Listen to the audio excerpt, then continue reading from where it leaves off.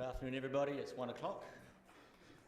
I'd like to welcome you to the Infrastructure Services Committee of the 3rd of August.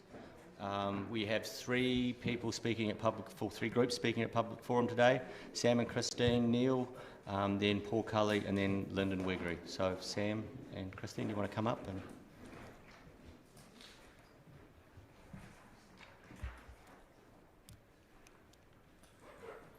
And as you're sitting, I'll just remind everybody that it's 5 minutes for your presentation and then questions from the council. Welcome. So, grab a seat. Yeah, we don't stand here. And when you're ready to speak, just press that button in the middle and you'll get a red light come up and then you're ready to go. Right.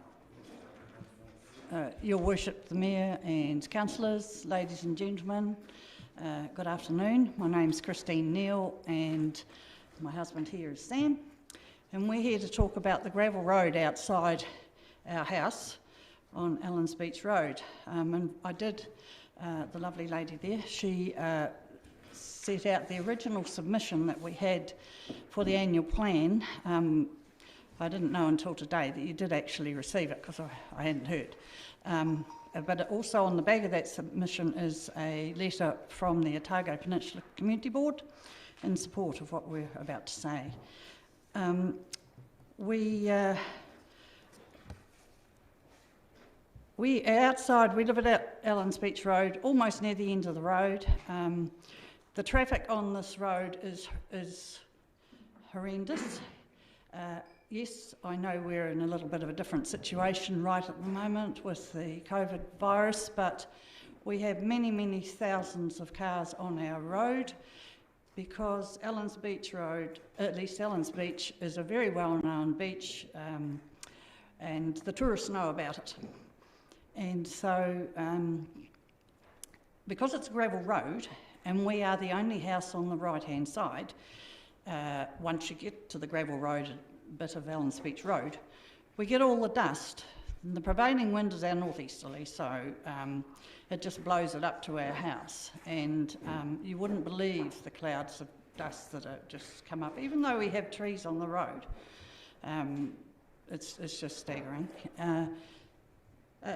Just to give you an idea of even the way it is now, on the first weekend after lockdown went off, the level 4, the gravel road was like a main highway on Saturday and Sunday. So just out of curiosity at one stage, Sam decided to go down and count the cars that were in the car park.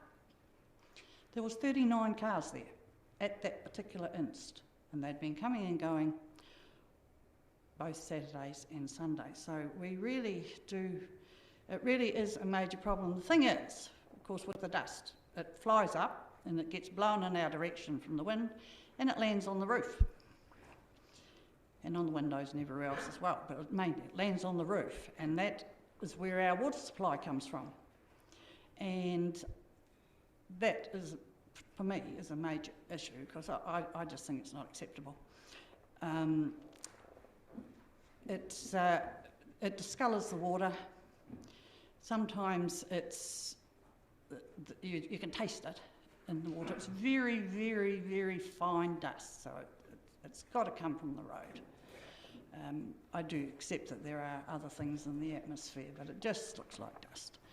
And we're drinking that and using that in our day-to-day living. So if you look at the bottom of that little piece of paper I gave you, we would like to have about 500 metres sealed. Actually, for this Allens Beach Road, for at least, well, I was on the community board the previous 2 trimesters, and at that stage there was sufficient traffic on Allens Beach Road for the road to be sealed. Now, Sam and I can't see that happening for many, many years because there's all sorts of other issues before you even gravel the road further round. So it's not going to happen in a hurry. So we really would love to have a stretch outside our house gravelled, tar sealed, I beg your pardon. And we did actually, were on a a little road trip round central Otago and around the Omakawa Lauder area, and we were on gravel road there, and every house that we went past had a strip of sealed. Now they wouldn't have anywhere near the traffic that Allens Beach Road has, but we thought, wow, that's pretty good. So let's pursue this. So this is what we're here for. Really would love a stretch of the road to be sealed. Also, the reason it's so popular is because people walk through our land to get to Allens Beach Road. It's a very short 5-minute walk, and many thousands of people go there. And we're very happy about that, no problem. But as an offshoot of that, we're compromised by them being there. So it's a catch-22 really, it's no good. So yeah, any questions? Yeah, thanks very much. I think Councillor Gary's indicated she wants to, so I'll start with her. Thank you, Chair. Thank you for coming along, and thank you for sharing your beautiful place with others. I've got 2 questions. The first is around the traffic. How would you anecdotally describe the increase in traffic over the last, say, 5 years? Oh, in the last, that period, forgetting about right now, it's trebled. Yeah, it's amazing. They start coming at 7 o'clock in the morning and they're still going at 10 o'clock at night. And my impression, and I'm interested to know if this meets with your impression, is that it's still a very popular place, but it's locals now, local visitors that are going there. Would that be true? At this present point in time, yes. And of course, it's one of the few beaches that they can walk dogs. Yes. So there's people come every day, regularly, and that's fine. So my second question is around your water supply. Do you have any kind of filtration on your water supply at the moment, such as a UV filter or something else? No. To filter the rainwater? No, we have 3 huge tanks, so there's a fair bit of settling there, but no. Right, okay, thank you. Councillor Walker. Yeah, thank you, Christine and Sam, for your submission. I think I have 3 questions. Just first of all, just to clarify, you're solely here about the dust problem. It's not a noise inconvenience. Well, our house is actually double glazed, so that makes a huge difference to the noise. So no, noise is not a factor. Cool. But large camper vans and anything, buses and stuff, they're the major issues, but then cars as well. Okay. And have you got any sense of what length of tar seal you'd anticipate would be a cure to the problem? Approximately 500 metres. Okay. And just back to the previous question, yes, of course the noise and the volume of traffic is a nuisance, but we're not asking you to stop the traffic. It's not our it's people's right. And final question is, it's not really clear from the map, but are there lots of other houses on the road? No, we're actually the only house on the right we hit the gravel. Okay. And there are 2 others, neighbours. We've spoken to one, they're right at the end of the road, doesn't affect them at all. And the Clearwaters, who are back further, they not bothered with it not being sealed, largely because they're on the different side of the road, both those houses. It's the wind factor as well. But also they are civil, what are they saying? Contractors. Civil contractors, and so they have sort of big trucks and things, and they're quite happy with the gravel road. Councillor Wiley. Thank you. Sam and Christine, when you look at what you're proposing or asking for 500 metres of sealed road, is there any other option? You know, is it, if there was proper maintenance, the road or regular maintenance of the road and dust suppressant and things like that, would that assist? Well, as far as I know, the only dust suppressant you can use now is water. So that only lasts 5 minutes, and even if you were to use the suppressant that you're not allowed to use, it would be worse when it started to break up and cut into the dust and onto the roof and into the water. So short answer is No. Okay. And then the next question, is speed a bit of an issue on that road in the sense of how people drive it? Which raises a whole other issue, because here we have enormous signs as you enter Allens Beach Road and on Allens Beach at our end as well. Safety area, 70 k's an hour. Well, the reality is that nobody does. It's 70 k's an hour is far too fast most of the time. So the sign actually almost encourages people to go faster than they should be. But the speed isn't really an issue. Yeah, I was thinking It's in part an issue. speed and creating more dust. Yeah, I That's understand the that. Of part, course, yeah. more Yeah. speed, more dust. But, Yeah. we're probably as guilty as that as ourselves as Okay. anyone else. Thank you. Councillor Van Vis. 500 metres of tar sealing is an extraordinarily expensive undertaking to contemplate. Off the top of your head? And well, hundreds of thousands of dollars, certainly. And I have also seen and wonder if you're aware that the maintenance of a tar seal road is actually more expensive than that on a gravel road as well. Are you aware of that? I understand we're not really allowed probably to debate with you, but Well, it's just a question if you're aware of the extra maintenance cost that you would get with a sealed bit of road, as well as the very high cost. and I don't accept that. Okay. Have you got a first flush diverter for your roof rainwater? No. That's the fair comment. I have heard that they're very effective in reducing the dust burden. They also slightly reduce the amount of water you'll get off your roof, but only slightly. Thank you. Councillor Elder. Thanks for letting us use your property for getting to the beach. So you said that you visited these other communities and they had 500 metres or whatever, how many metres to be dust suppressant. Yeah. Yes. Have you inquired as to who paid for that, whose responsibility it was in that area? We haven't inquired, but because they were so uniform, of that situation, we rightly or wrongly assumed it was the Central Otago District Council. Okay. No, that would be quite interesting to dig a bit deeper on that. And you alluded to another method of suppressing, which some people do without legal, and what's that? Oil. So a lot of people, I go out on roads, back roads, and are very, not a very nice way of doing things is using oil to suppress dust. So that would be the only viable alternative, would it be? I think that would create a huge hue and cry in the district. Yes, it would. To be perfectly honest. Yes, it would. So yeah, no, thank you for that. Councillor Gary.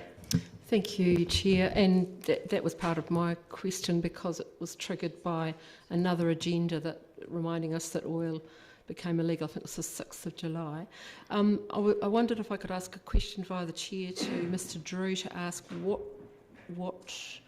maybe in the next agenda I'll ask that around what we use instead of, because there'll be something else we're using. Can I just clarify? Councillor Elder talked about dust suppressant, but didn't you say there was sealed, patches of seal? Oh, I'm talking about in Central Yes, Otago? that was seal, was it? It not? was. Yeah, okay, good. Yeah. And my final question was around speed limit. Did you put in a submission around the speed limit review that's going on? No. That's still in consultation stage, I believe, so you might want to have a look at that. I get a bit of amusement out of that. I mean, everybody assumes you put up a speed limit and therefore that's what happens. Well, roads like ours don't get policed, and they are impossible to police. Are you finished, Councillor Gary? Yep. Councillor Hurlan. Okay, sure. Thanks for coming. I have a couple of questions. So is the main concern for you that the dust is contaminating the water? Yes. Right, okay. So say, for example, if you were on reticulation at some stage, would that resolve the problem?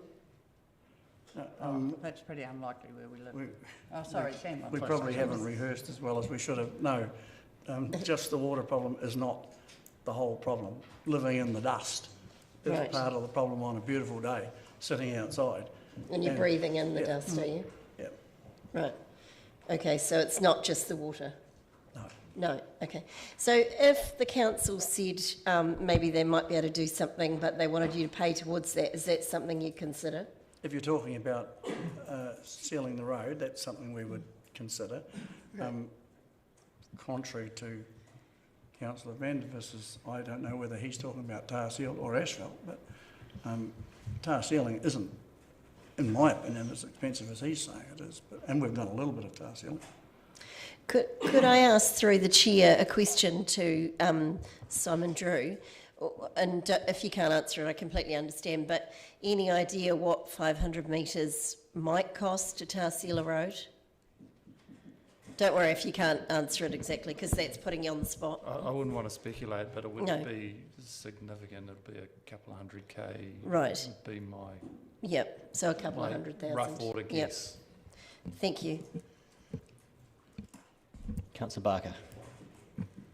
My questions have been asked, but I did have one just around the wildlife on the beach. Is that one of the main attractions?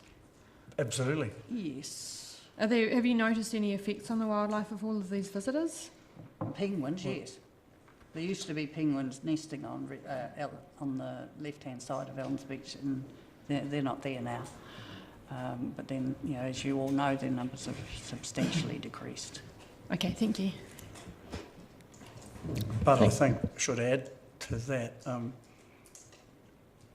any wildlife people would know that you can't have that many people and have, certainly in terms of yellow-eyed penguins, and Department of Conservation would just accept that that is the way it is and that they have to go to beaches where there are less people, which we have as well. But sorry, I'm rambling on there, Sophie. No, thank you. Yeah, I understand. Thanks for your presentation. And I note, Sam, you're obviously from your ORC years understanding what can and can't be asked at a public forum. And so could I just finish with what I'd be very disappointed if I don't have, it's great here because I don't have to make the decision, so I can yabber away all I like. But I'd be very disappointed if we get a reply that Allens Beach is going to be sealed in the foreseeable future, which is probably beyond my foreseeable future, and that it'll be taken care of then, because we're totally convinced that the sealing of Allens Beach Road is decades away, whereas this problem is immediate. Right, so that was actually going to get to my sort of question, and it was more to Paul Pope's letter on the other side. As far as I'm aware, seal extensions in the rural areas got taken out of the long-term plan budgets a while ago and haven't been put back in. So there is no budget item capacity to do seal extensions at the moment in the way we've structured things. And so I'm wondering, with the community plan requests that the community board's putting in, are they specifically, do you know if they're explicitly stating a reinstatement of the rural seal extension policy? Because my feeling is that in order for you to get this into the funding bucket, we'll need to have that change occur. I'm 90% sure that it is, that the community board have put. That's what putting they've that put back into in that again, community plan. particularly in relation to Allens Beach Road. It Right. is the busiest road of all those gravel roads. Okay, so I guess then, for my, if I think from the perspective of this committee, if we see that in that plan, then we can address it from that point on. And I completely understand your concern that it could be a very long time if it was going to go through any other mechanism. And I do want to note your generosity for allowing people easement across your land to the beach.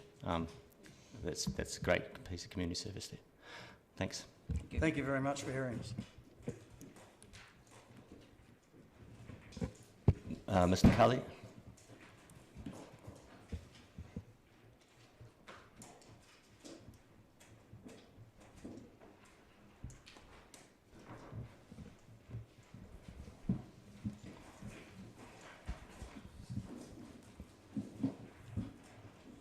Welcome, Mr. Cully. I hear you are here to talk about mobility parking around the Arthur Street School area. Yes, I am. Thank you. Cool, thanks. Thank you, councillors, for giving me the opportunity to speak today. My name is Paul Cully. I live in Carries Bay with my wife Angie and our 3 young sons, and I'm here today to ask council to provide a mobility parking spot at Arthur Street School. In particular, I'm speaking on behalf of our twin sons, Tommy and Henry. Excuse me.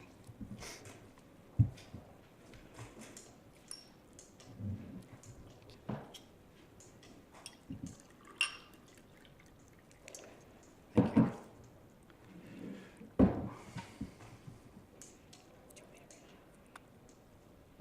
No, it's okay. Tommy and Henry are 4 years old and were diagnosed as autistic earlier this year. They attend therapy sessions at the Vera Haywood Clinic, have additional support at Port Chalmers Kindergarten, and come under the care of Dr. Paul Trani at Dunedin Hospital. Let me say from the outset that this mobility space will not, to my knowledge, cost the council anything or affect budgets that I know must already be stretched. I'm very sympathetic to the council's needs as well. I also have a letter of support from the Arthur Street School Board of Trustees, a copy of which can be provided to the council if needed. There are currently no mobility parking spots at Arthur Street School, either in the school car park or in front of the school. Parents of disabled children have to remove their child early from school if they want to pick them up, and are offered a tight 5-minute window to use a small road by the side of the school to double park, pick up their child before class finishes, and then get out to avoid being parked in. A disabled person needing to visit the school likewise has no place to park.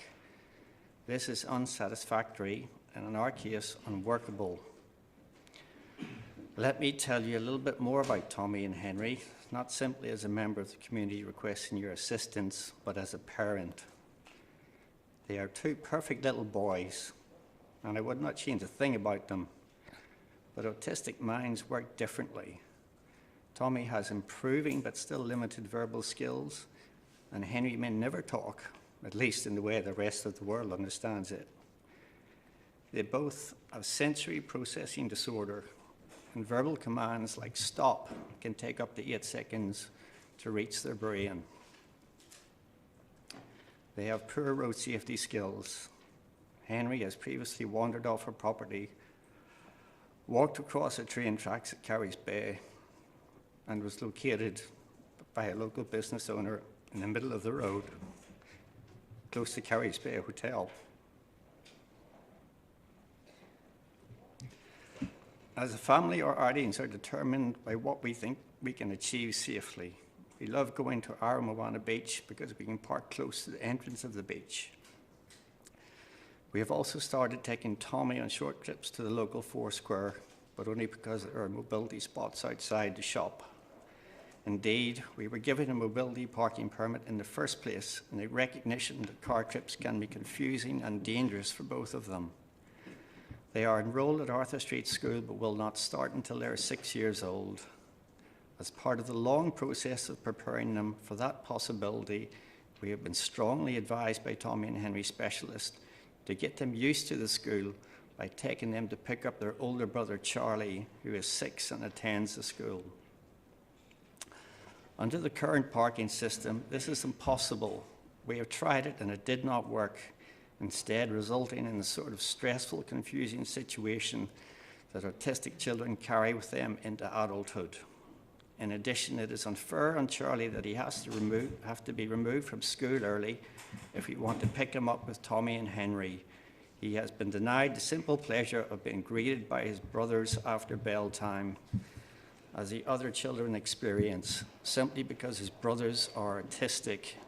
As a parent, this breaks my heart as I know how proud Charlie is of them. It's also avoidable. If there was a mobility parking spot, it would give us the opportunity to bring Tommy and Henry to school in their own time and leave in their own time. They could spend time in the playground and then go home. I acknowledge that car parking in the Arthur Street area is a challenging issue, but the Ministry of Education has also informed us that despite a multi-million-dollar refurbishment of the school pending, school plans submitted to Wellington have still made no allowances for mobility parking spots. We should be able to do better for our most vulnerable students, for Tommy and Henry and all the children that will invariably follow them. Yet this is a problem with a solution.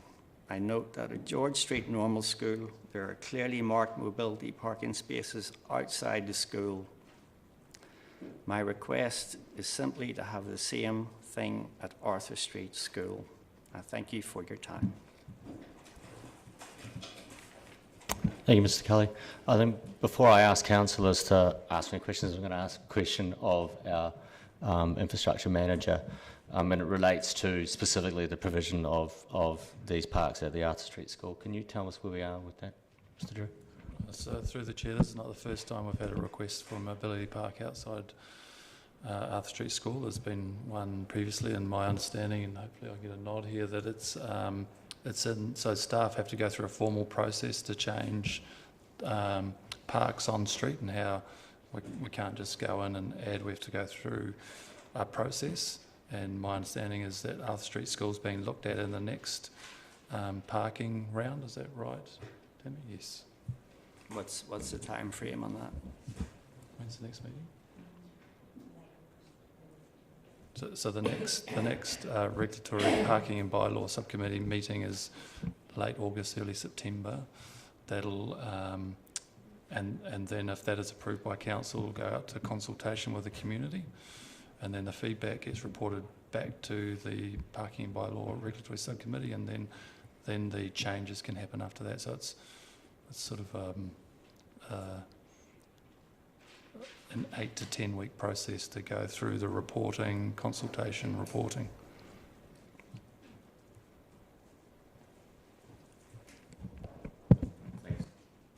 Thanks, Mr. Drew. So this actually, I guess, we're only supposed to ask questions, but it wouldn't be fair to send you away without answering. This has basically already been acknowledged, and the council transport staff have started the work on this process. Do you want to be kept informed as we go through the steps and have a chance to feed in? And obviously during the public consultation component, you would be able to speak. Appreciate that very much. Thank you. Great. Thanks very much.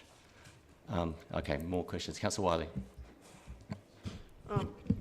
Thank you, Mr. Kelly, for presenting. It sort of highlights to me, and through the chair, is at the same time as Mr. Kelly was speaking, I was thinking how many other schools are in the same predicament, and have we consulted with the schools or engaged with schools that are running programs for kids with special needs? And the one that comes to mind for me was Anderson's Bay School. But as council, through the chair to Mr. Drew, have we got any of that information of, should Mr. Cully's presentation to us today spark interest from other schools? Have we done any research with the other schools? Through the chair, yes, so part of the school safety improvement projects, we have those discussions with the school before, and they have the opportunity to raise those things, because that's a time where we're changing the street layout, and that's an ideal time for staff to then make those other changes. Councillor Gary. Thank you, Mr. Chair. Thank you, Mr. Cully. Thank you for your courage in coming to talk to us. I just wanted to ask if you talked to the school. I'm assuming you have, and how that went. Yeah, we spoke to the school several months ago, and to be honest with you, we never thought we'd be at the stage we were having to plead our case to council. We were offered this option of the road up the side to the school car park. That is their policy. I can't speak for the school why that is the case and why there isn't a disabled spot in the car park. It's a small car park, but there are still spaces there. But I can only tell you what they have told us, and I wouldn't want to speak on behalf of the school's reasons for that. So it leads to my second question. Do you have any idea how many families this would affect that could use this? To my knowledge at the moment, there are 4 families who this affects, but I don't know if there's a greater number out there who have been discouraged or dissuaded from putting their cases forward because they know at the minute there's no space there. And of course there could be parents who have situations where they need to use a mobility park. I'm almost sure that there will be. Thank you very much indeed. Just have to interrupt for a sec with an administrative issue. I'd like to move that we extend public forum beyond 30 minutes. Second to Councillor Walker. All those in favour? Keep going. Councillor Houlihan. Thank you. Yes, as a mother who had a child, well, has a child, goodness me, my poor child, has a child who got a disability just prior to lockdown, I hear what you're going through, and it's often we're discovering new things all the time as well of what can happen with them too. And so thank you so much for your bravery for coming to talk to us today, and I can see your heartfelt concerns for your children. And as a mother, I feel that too. So I think I can hear it's something that really concerns you. My question is actually probably for the staff really. Is it fair to say that a lot of the feedback we get from the public is people saying they'd like more car parks, that car parks are a concern to them, the lack of car parks? Is that fair to say that that's one of the biggest concerns some of our residents have? Just before Mr. Drew answers Yes. that, this is about a disability park, specifically for a loading and unloading question. It's not about parking in general. In fact, it would be removing, because we're not going to be able to generate space, Right. it would be removing a regular park for a disability park. I realise this is for a disability park, however, there's a lot of people who are elderly or have a disability who also, perhaps in the same position that can't, but if they can't even get a car park, it's an issue for them as well. So, it's sort of, there's 2 issues in one really. Through the chair, I'd say no, the staff receive a wide range of feedback. Parking's only a small part of it. So you would say that the concern on car parking from the public is quite small? It's one element of a whole lot of community concern. Right. Yeah, generally speaking too, I just want to interrupt.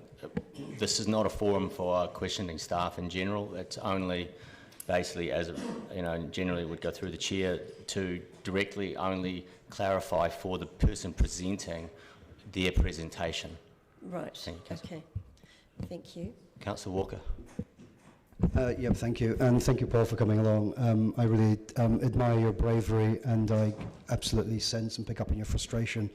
I'm looking at the map here where the school is. I'm assuming the parking area is on Arthur Street? Yes. Yeah. So can I just ask a fairly obvious question? Is there plenty of just non-mobility parking currently available at that entry spot? No, I don't think there is. Right. There's a number of spots that have a time limit on them, but there is a relatively high number of spots between Arthur Street School and Otago Boys School, which is doesn't have any time limits on, and is probably been used at the minute by local residents to park their cars there. Thank you. And also, if I could have the liberty of just a question through the chair for Mr. Drew, and excuse my ignorance. If it helps the presenter. Sorry? If it helps the Yeah, presenter. it does, absolutely. My assumption would have been that every school would have had a mobility park. I'm sensing that's obviously not the case. No, it's less common than you think. Thank you. Can I ask why that would be the case? Why the most vulnerable people in society aren't given the opportunity to park in front of a school? I wouldn't hesitate. I think in some sense it has to sit at me rather than a staff member. Probably because we need more people coming to forums to raise the profile. And reality is that we are moving along those lines, and designs of all the future planning are taking these issues into account much more than they used to. Society is a slow-moving beast, unfortunately. I think I hear what you're saying, and we're trying our best to move along. Radish. Yes, I'm familiar with the school car park, which is up the driveway right beside the school. How will your boys cope with the walk down that driveway to the road? So you're suggesting a park on the roadside, which is quite a few hundred metres from the school site, whereas at the top of the driveway on the school land, it would be a short walk out from the classrooms. Is it your preference to go down the road? And so that's a two-part question, really. Is it your preference to go down the road, and how will your boys cope with that walk down that reasonably long, steep driveway? No, it's absolutely not our preference to park on the road, but given the intransigence of the school with regards to the car park, it's our only option. If we were to park on that road, which is a busy road, it would still present challenges for us in terms of their sensory overload and getting them out safely from Arthur Street into the school premises. Obviously, our preference would be that they were given a space in the car park, but that hasn't been offered to us. In terms of getting them in and out under the present circumstances, if we were to park in the car park, because there is that road up the side of the road is busy, we have to get two boys in, two autistic children in, go to the school office, sign out their older brother, bring them down to his classroom, remove him from the classroom, and get all three back in again within 5 minutes. Now, with their limited verbal and comprehensive skills, that would be a complete nightmare, and we have tried it and it's impossible. And I go back to my other point is, why are kids having to be removed from school early? Simply because they have a disability. That's the current situation. So to answer your question, the road option that I'm asking for is not ideal, but it's the best that we're looking at the minute. It would still present challenges. And so have you taken your concerns about the school park to the Board of Trustees? They're aware of it, and the letter that we received came after weeks of toing and froing, and so yeah, they're certainly aware of our concerns and our frustrations, yes. Thank you. Thank you. Councillor Hall, your phone's ringing. If there was to be a disability car park put there, is there many other kids at the school in a similar position to yours? To our knowledge, there would be 4 or 5 families, and it's obviously something that we've given thought to about how we would share that space.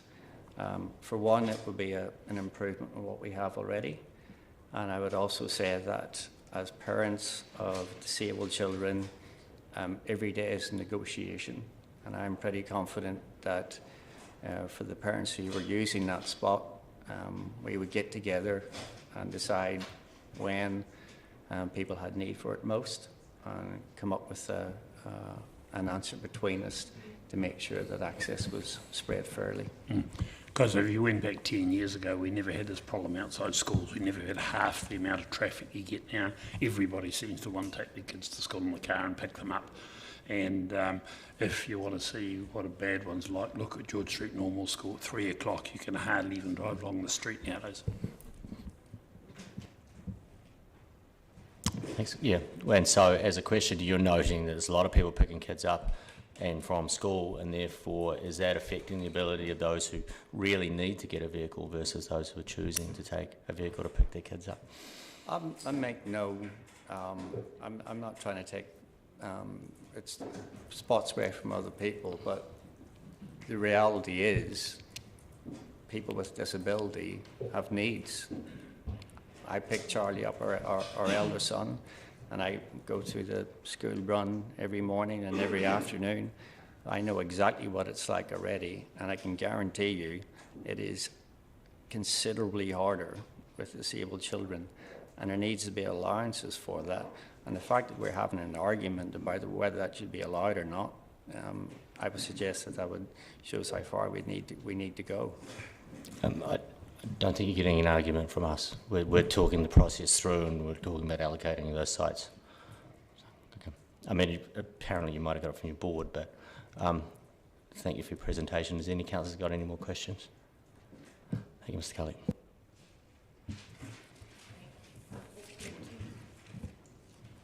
Lyndon Wiggery.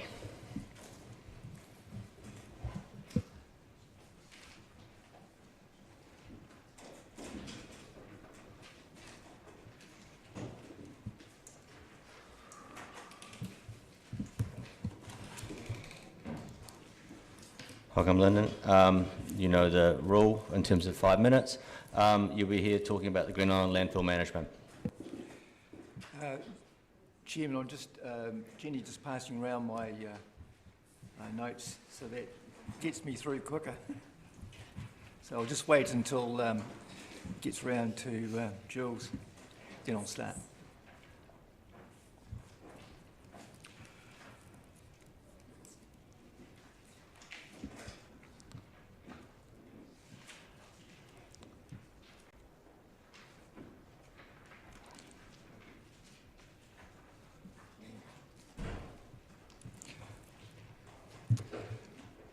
Thank you, Chairperson Jim, for the opportunity to speak to you on the Green Island tip and proposed transfer to Smooth Hill someday. A note from the recent public meeting at Brighton that Sandy Graham had invited public input into the council forum next Wednesday, but because this has been held in the publicly excluded part of the meeting, I thought it best to come today and at least relate my remarks to agenda item number 8. Although not able to attend that Brighton meeting, I too share their concerns, and more so after doing some research largely based on staff reports to council. As an aside, coming back from business trip from Roxburgh yesterday, I happened to call in and had a very good conversation with Sarah Ramsey's husband at 689 Big Stone Road, and they really are concerned, and I understand that they will be coming to your council meeting on Wednesday. Management at our local tip is a worry, and the question is why? Because you will recall way back in January in the budget discussions that a third of the proposed 6.5 increase in 2021 rates required was due to a projected loss of 3.5 million of operating surplus at the Green Island landfill. Staff reports to you reveal that our tip is managed by Waste Management Limited, with our recycling sent to the Material Recovery Centre for sorting and transportation to recycling markets. What is of concern to me and a lot of others is that staff have admitted to council that the DCC currently only control 19% of the annual 87,000 tonnes of waste disposed of at Green Island. The remaining waste, as you know, is controlled by local commercial waste companies. Thinking about that, and ask yourself the question, just who is filling up our local tip despite all our recycling and waste management strategies, and putting us as a city in the position of having to soon consider to relocate. Another disturbing revelation from those staff reports was the recent advice that external revenue had decreased by 4.8 million, down 33%, and also having an immediate effect on our rates increase that was settled, as you know, at 4.1% for the 2021 year. Personally, have not directly used a tip for years, and if I have garden waste, I take it to Burnside, where the fees, as you well know, are much, much cheaper. There is some good news because council staff seem to think that with the reduction of commercial tonnage to Green Island, the life of the tip could easily be extended till 25-26, with a resource consent needed by October 23. This begs the question, if we ratepayers, if we as a city only effectively manage 19% of the tip, just who is responsible for the financial loss? And why does not Waste Management front up to council to answer obvious concerns? Currently, council is focused, as you know, on a new tip at the Smooth Hill site along Big Stone Road, Brighton, and is rapidly moving to consult as part of the long-term plan. I understand Smooth Hill is suitable for development as a Class 1 waste disposal facility based on the regional landfill at Cape Valley, Canterbury, which, as you know, is owned by 5 city or district councils in the region. And that site, guess what, is 50% owned by Waste Management, which perhaps reveals their vested interest to move from Green Island to a similar regional tip at Smooth Hill. I can well sympathise with locals if this is the case, and the concern expressed at the amount of trucks that will pass through their village. Although after I wrote that, I did actually talk to Sarah's husband, who seems to think that they will go through the other road that comes up from the turn-off at the airport, so that may not be a concern as they initially feared. You're well aware that DCC has a waste management and minimisation plan that has set a goal of zero waste by a certain time. So if this goal was effectively achieved in the near future, how come we as a city need to move to Smooth Hill in the first place? Surely if the DCC sort out a proper running of Green Island with waste management, including the current recycling fiasco, then the concerns of Brighton residents would be fast alleviated. And the rest of us would also benefit in this regard from an easing of financial pressure on annual rates increases. I encourage councillors to reflect on these concerns, particularly before Wednesday, and particularly about the role of waste management in our local landfill. Thank you, Chairman. Thank you, Mr. Wiggery. Before I ask any councillors to ask any questions, I do need to remind you all that that Smooth Hill is going to go out for consent, and that we will be discussing stuff. Well, Smooth Hill may go out for consent. We will be discussing stuff in the upcoming meeting, so please be very cognizant of the information that you may have in front of you as to whether it is public or private at the moment. I'm just going to ask you a quick question before we open it up.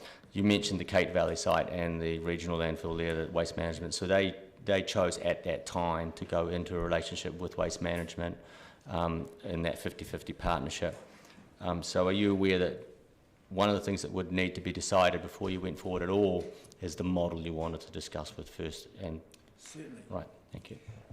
If I can say, Chairman, if you can sort out the management problems at Green Island, I suggest, with great respect, that would go a long way to helping your thinking as to whether or not we move into some sort of partnership, you know, in a Cape Valley type thing.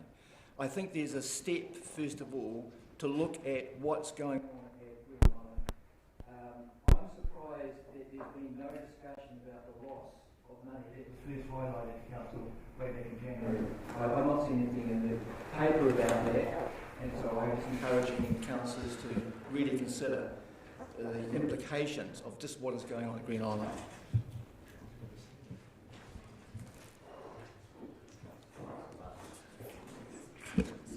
Can I just ask, can you elaborate please on what you mean by the current recycling fiasco that you mentioned? You'll know that we have yellow bins, and there was a report in the paper that there were certain plastics that we cannot put in now, which is not going down too well with ratepayers. We're a great recycling city, and since we got our recycling bin years ago, the Wiggeries have been very good recyclers. So to try and sort out a hassle, and of course it begs the question, if we can't put those plastics into the yellow bin, do they go out with the rubbish? And that's filling up Green Island further. So that's what I mean about the current recycling fiasco at the moment. Thank you. Councillor Hall, actually, I forgot to. Notice in your written report here it says that council only control 19% of the rubbish. They actually control 100% of the pricing. So it's a material, who puts it in there, they set the price. No, okay. Nobody private puts it in. And in here, as you just said, access will be via McLaren Gully Road, which comes off. Point of order, Mr. Chair. This is supposed to be questions. Do remind councillors the public forum is only for asking questions of the presenter. Councillor Lord. Linda, just a question I had. One of the things that has come up in debate in the past, and I know, for example, that the Waitaki district move rubbish through our district down to Lime, the empty lime pit at Browns, And I just wondered, do you have any opinion about whether or not outsourcing of rubbish to another entity is a good thing or a bad thing? Like, I mean, depending obviously on cost and analysis as you think about it, but have you got any thoughts on that? That may be one of the answers to the present dysfunctional, as I assume, problems at Green Island Tip. And if Cape Valley model is brought down here, then and you outsource the rubbish to a regional scenario, then I think a lot of ratepayers will be open to that. I think what grates on ratepayers is that the report in the January issue of the ODT, that 1/3 of our rates increase this year, despite the Mayor sort of putting out the scenario that we could have a nil rates increase because of COVID. But one of the things that forced you as a council to increase the rates was the losses at Green Island Tip. And that did not go down well with ratepayers. And so if we can address that situation, if it's outsourcing and the regional tip in cooperation with other councils in the area, fair enough, that's worth considering. Councillor Radich. Mr. Wiggery, you just used the word dysfunctional as far as Green Island is concerned. Alleged. Yeah, well, I mean, that was your description. And so I'm looking at your, and heard your submission, and there's a range of elements and stuff in there, but, you know, we do control the price, and there's a lot of waste going there each year, and it seems to be functioning. But you use that word dysfunctional, so I'm wondering, can you spell out more clearly what you mean by dysfunctional? Well, I just have a concern, perhaps on behalf of a lot of ratepayers, because I've talked about this with others. Is waste management sort of using us to sort of for commercial gain to their advantage and to our disadvantage? I don't know. I'm just raising the spectre. Obviously, council in your publicly excluded part on Wednesday will be looking at the issues. It won't surprise me if waste management turn up to that part of your meeting. But it just seems that nobody has actually explained to ratepayers how come there was this $3.5 million operating loss. I wasn't party. I didn't see anything in the January budget discussions. You may have had an explanation to that, but it just seems to me that on behalf of ratepayers, it would be great for councillors to ask the searching questions. How come we lost that money? Did we lose it as TIP staff, or was it waste management and passing on the cost to us? I mean, that's what I'm indirectly referring to as a dysfunctional situation out there that needs to be properly investigated and answers given, you know, through council to the public. Yes, so it's just concerns, because to be honest, I'm not hearing dysfunction.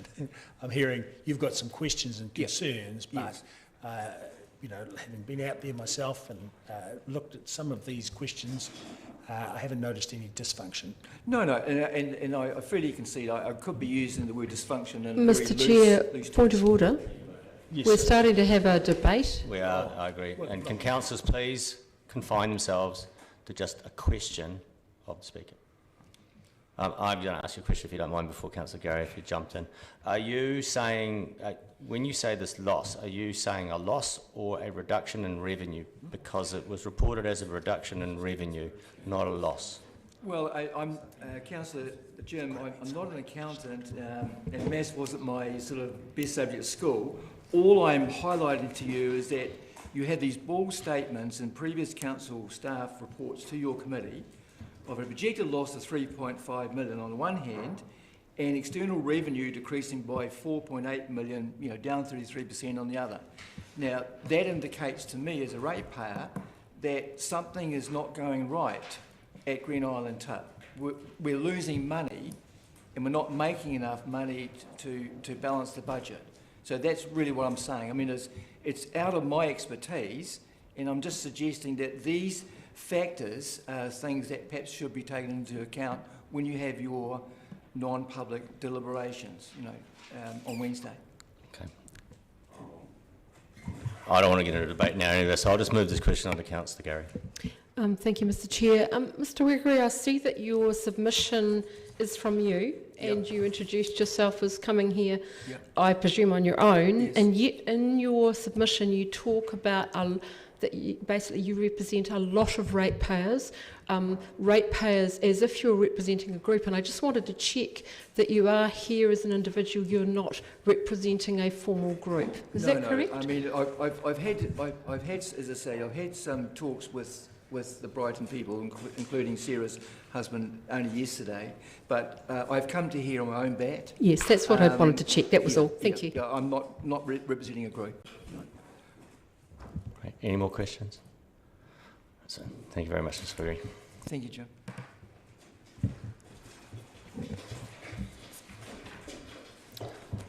Okay, apologies. Councillor Hall's apology is no longer relevant because he's clearly here, so I have no apologies. Did he come late? Sorry. Councillor Hall did send an apology ahead of time that he would be late. So I move that we accept Councillor Hall's apology. Have a seconder. Councillor Lefiso, all those in favour? Aye, great. Item number 3, confirmation of agenda. I move that the committee confirms the agenda with the following alteration. In regard to Standing Order 21.1, that Standing Order 21.4 Option C be adopted in relation to moving and seconding and speaking to amendments. Second, Councillor Walker. All those in favour? Against? Passed. Declarations of interest. I've been flagged that there. Councillor Benson Pope, you've put some declarations changes in. Thank you, Mr. Chairman. Two changes to my declaration and possibly the Mayor's, but that will be his call. In that I noticed there was no mention of the membership of the three of us, the Mayor, the Deputy Mayor, the Mayor, the Chief Executive and myself, of the local advisory group on the new Dunedin Hospital, which was the multiple reference, and there's a delegation also in respect previously held by the acting chief executive, which needs to be added for me in terms of the deliberation issue for Environment Court appeals, with which you are all familiar. Very good. Then I move that the committee amends the elected members register attached as attachment A and amends proposed management plan for elected members' interest. Can I have a seconder? Councillor Staines. All those in favour? Against? Passed. Part A reports. Property Services Activity Report for the 2 quarters ending 30th of June. Mr. Bainbridge so far. I just note to everybody that we're getting 2 sets of activity reports. We're getting 6 months worth of activity reports when you're looking at this, so please keep that in mind when you're looking at the report. Thank you. Do you have anything to add? So take it as read. Do I have any questions? Councillor Gary. I've got several. First of all, a great job on time and under budget with the Edgar Centre. That was great to read. I was interested on page 19, item 15. It talks about, in the satisfaction survey around housing, that one of the issues was disability-related needs. How is that monitored?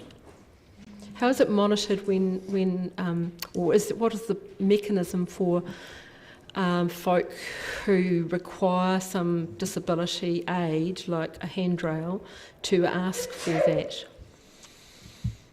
Because it seems like we're reactive as opposed to sort of a proactive. Yeah, we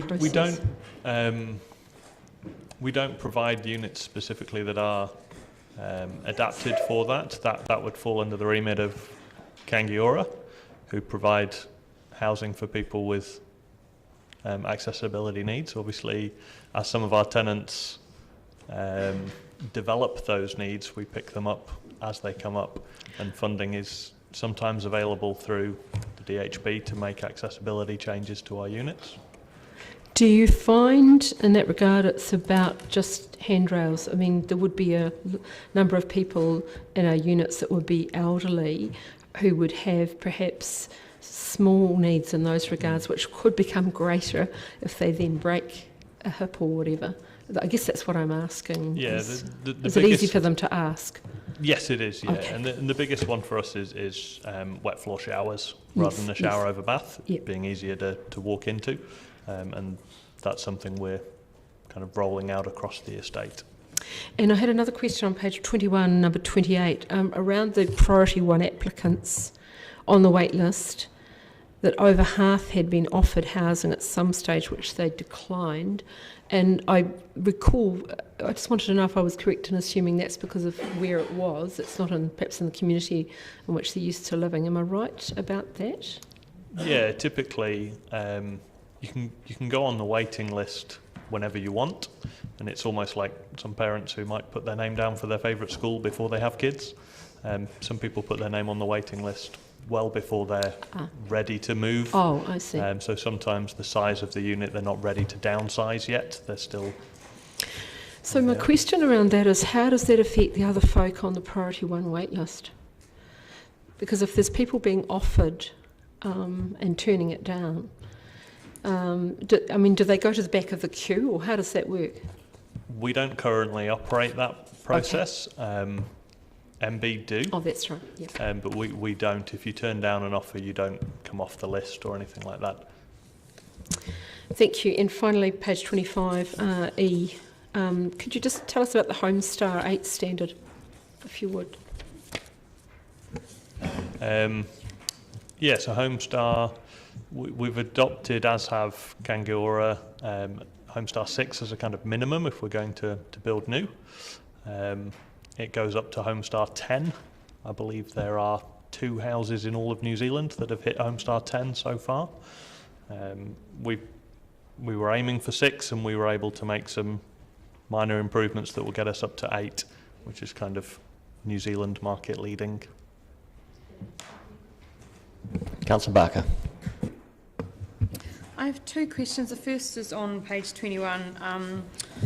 Number 27 about the wait list that's growing for community housing. I wonder if you have any feeling or sense of the need for community housing within the whole of Dunedin. Is the government's waiting list growing? Is there a general demand for this?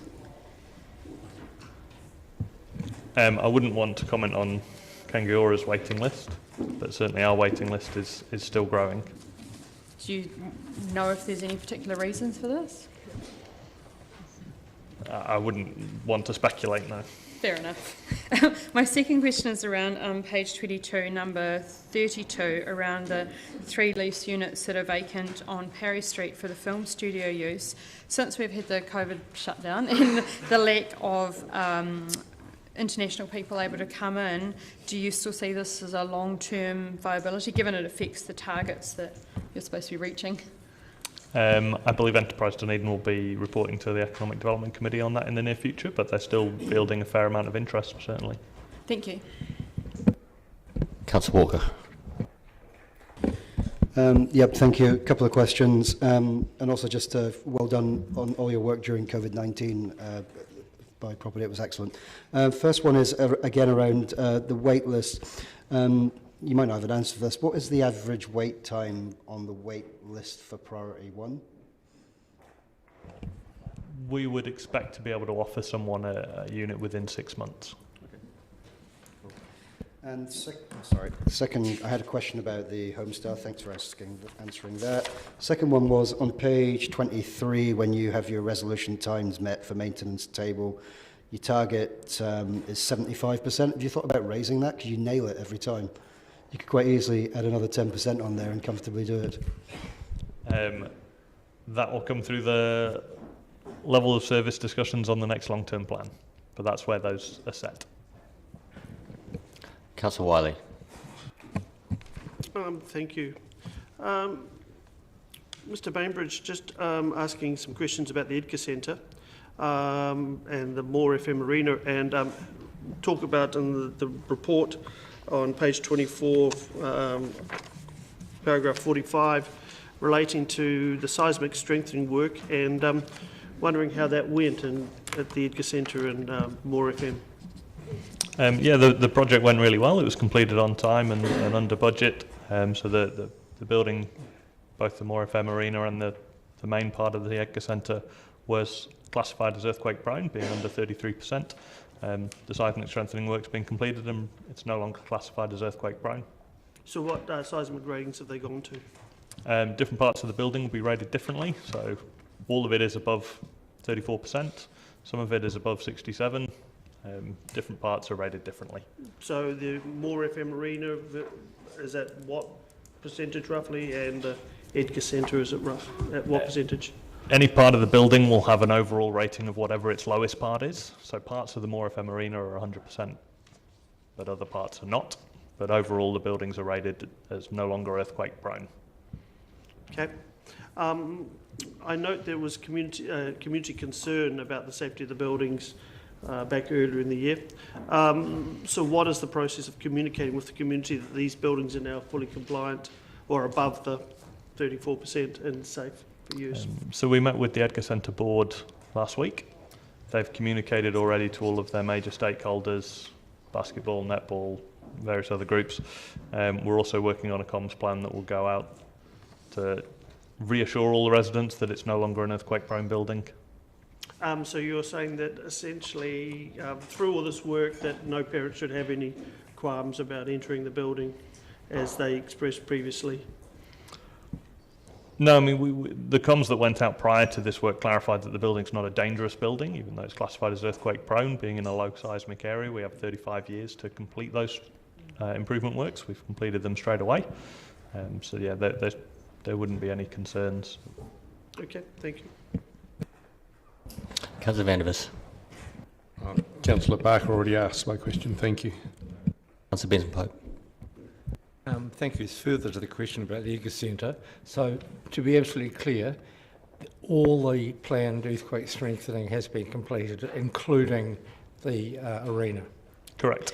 And what is the situation with the issue with the substrate under the slab in the original building? Has that all been stabilised satisfactorily?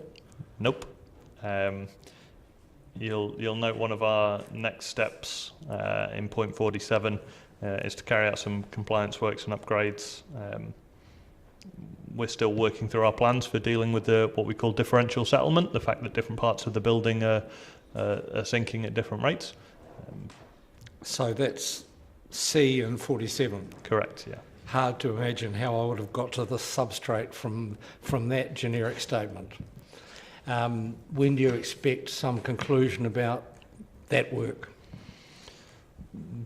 The building will continue to sink for decades, not at a particularly fast rate, and we'll continue to monitor it and carry out any necessary work as it comes up. But if it sinks evenly, that's fine? Yeah. Thank you. Councillor Lord. Yeah, my question was around A and 47, Community Housing Review. Now, I was just wondering, so as long as I've been on council, we've been told that the community housing, which I think is 60 odd million, is it, has wiped its face. Basically, it's cost council nothing. There's no money required because the income pays the thing. And then we've more recent years heard that they have had to inject money and borrow money because it hasn't been wiping its face. And I'm just wondering, and the other thing is they've always said it's been ring fenced. Now, is the view that this review will cover all those issues and that councillors will be able to get input into future structure of how that may look? Absolutely, yeah. I believe there's been a workshop scheduled for later this month with councillors and with Community Housing Aotearoa who are carrying out that review. Okay, thank you. Councillor Houlihan. Thank you. Is that by an independent person, that review, or is that staff? That's Community Housing Aotearoa's consultancy arm. They're called Community Housing Solutions. They've worked with a number of councils around the country as well as other community housing providers on their strategies, policies, etc. Do you know how much that review will cost? Not off the top of my head, but I can get back to you on that. That'd be great, thank you. I see in the rents, August, January, there's quite a large jump in both those months. I assume January, like there's just more people beginning of the year going in. Is that what that is? Or? No, rent is paid fortnightly. So right. in January and August, there happens to be 3 fortnights as opposed to 2 right, fortnights. the 5. Just where it falls. Okay, all right, lovely. Do we have any sort of best practice earthquake percentage that we aim to have all our commercial buildings at? Because obviously legally, I suppose, 33%, but that's pretty low. Do we aim to be better than that? Council doesn't have a policy as some organisations may do around what buildings they'll occupy and what buildings they won't. But yeah, we comply with the legislation in terms of earthquake-prone buildings being below 33%, certainly. So what do most of our buildings sit at? I wouldn't be able to answer that. Do we know? We haven't completed up-to-date assessments on all of our buildings, but that's being worked through. We have a period of 15 years to complete that under the legislation because we're in a low seismic zone, followed by 35 years to then remediate any issues. So is it possible at the moment we could have people going into buildings that might be at risk, but we just don't know? I mean, a building that would be classed as earthquake prone doesn't necessarily mean that people are at risk. It's not a dangerous building. If it's a dangerous building, our compliance people would put a dangerous building notice on it and prevent access to it. So how do they know if it's, you know what I mean, if it's a dangerous building if we don't know the earthquake rating? Whether a building is dangerous is not related to its earthquake prone rating. Right. So a dangerous building, you know, there's a fire recently in South Dunedin on the main street there. That building has been tagged with a dangerous building notice and access is not allowed into that building. Okay, thank you. So with the Homestar, I used to years ago work on Bestar, which I think is very similar. Is the aim that you have quite a lot of insulation, the homes are quite warm. Is that the aim of Homestar? Because I know we used to say 6 to 8 star ideally. Yeah, Homestar is a tool created by the New Zealand Green Building Council. Yeah. It's similar to Green Star for commercial buildings. Homestar's the residential element, and yes, it supports healthy, dry, warm homes. Yes, I know it well. So would you say that it is a bit more expensive to do that build? Like how much a square metre would that be? Homestar estimates that it would add around 1% to 2% to the build cost to meet that standard, which you get back in lower maintenance costs, lower energy bills, etc. Yeah, thank you. And our rentals, last time we talked to you, were making a loss. Is that still the case? It's forecast to run at a loss in the 2021 year, yes. Is that more than the loss last time? It's forecast to run at a higher loss, yes. Do you know what that might be? It's forecast to be 660k deficit this year. Okay, thank you. Councillor Fisa.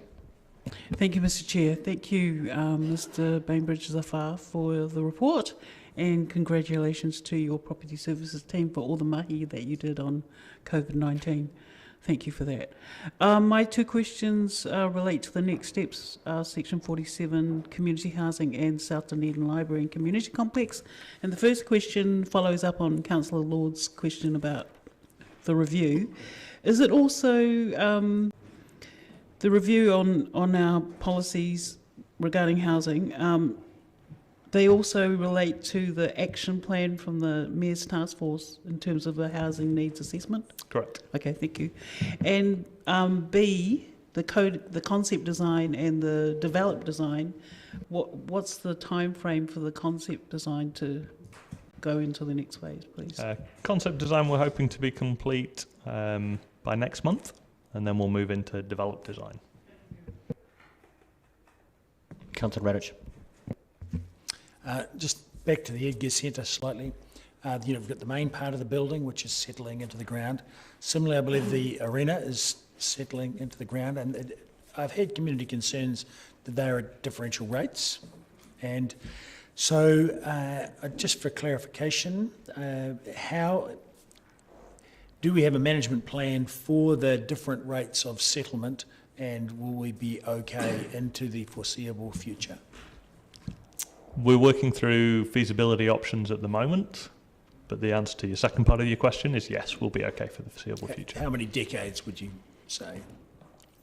Before we encounter a problem that we really have to do something major about? I wouldn't want to speculate. It'd be very difficult to say. Right. But some? Any work that requires remediation we'll deal with. Yes. But I mean, before we have to do anything quite significant or come up with an alternative plan, I was from our conversation, I did have an idea in my head that it would be quite some decades. Yeah, I'd expect so.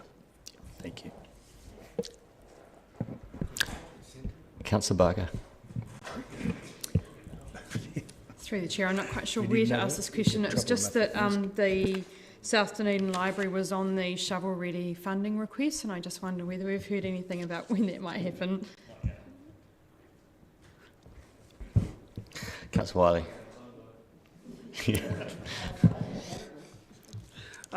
Thank you. Mr Bainbridge, Dunedin Railway Station. I guess we've lost 2 tenants out of that building, or one is in hibernation and one is gone. Is there any future things on the horizon with finding another restaurant or another Cobb & Co? As you'll have seen in the ODT, Cobb & Co Group, based in the North Island, have expressed an interest. We're still reviewing our options, and we'll hope to make a decision in the next few months on that. Thank you. And the Wall Street through COVID shutdown, how did we deal with the tenants through that period? Last year, we outsourced the management of Wall Street Mall to an external agency. But between us, we did really well. So none of our tenants in Wall Street folded. They were all able to weather the storm and have come out of COVID still trading, and we're seeing good reports from Wall Street Mall that it's trading well. And support for rent, and obviously there was a fluctuation around town with how that played out. How did are you able to elaborate on how your office or you and the group? Yeah, we provide a lot of rental support through April and May, but all of them are back paying full rent now.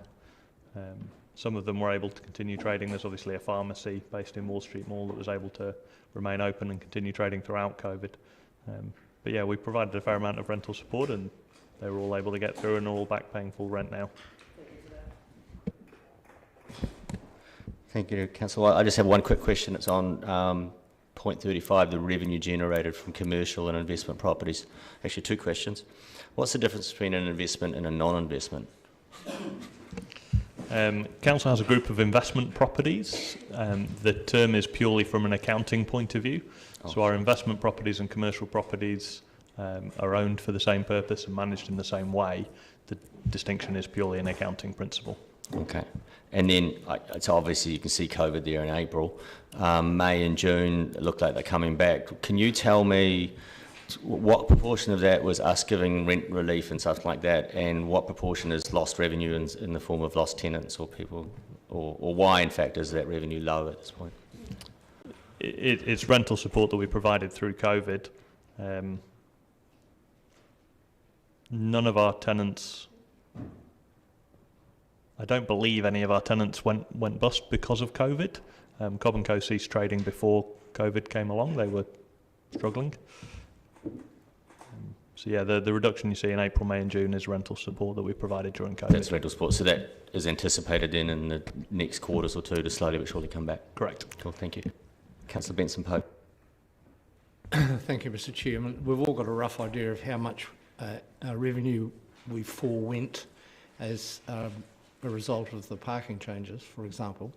But I'm wondering if sometime in the near future we could have a generic report on the quantum of lost revenue in respect of supporting our customers, probably much better than many property owners did throughout the city.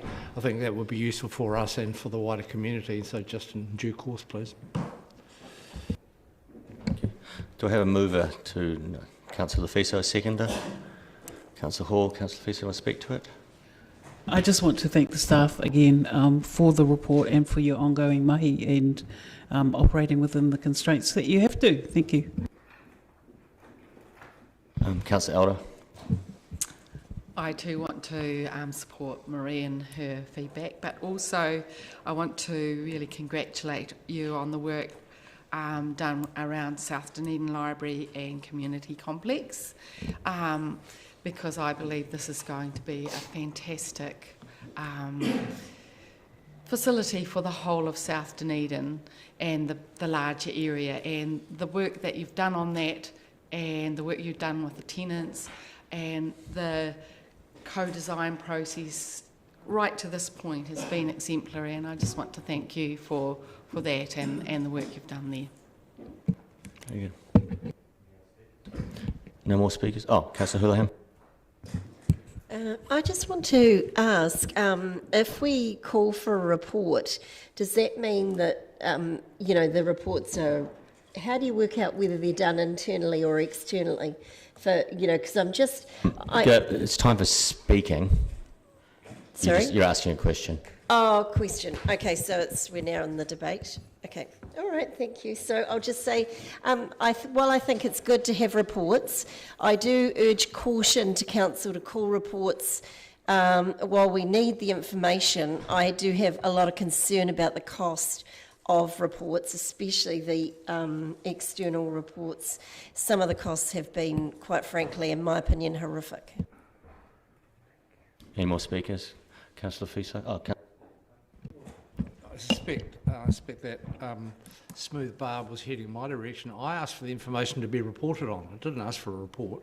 So I think the councillor, if she was alluding to my request about getting that information, I'm certainly not wishing to see cost incurred. I'm asking for the quantum to be reported on. As I believed you were. Lafiso? Okay, I'll put it. All those in favour? Against? Abstained? Passed.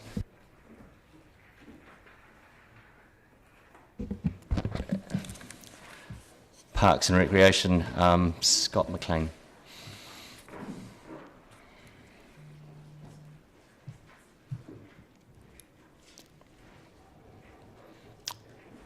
Welcome, Mr. McLean, in your new role. Everybody's trying out the new hats here, I see. Can we take your report as read? Yes. Any questions?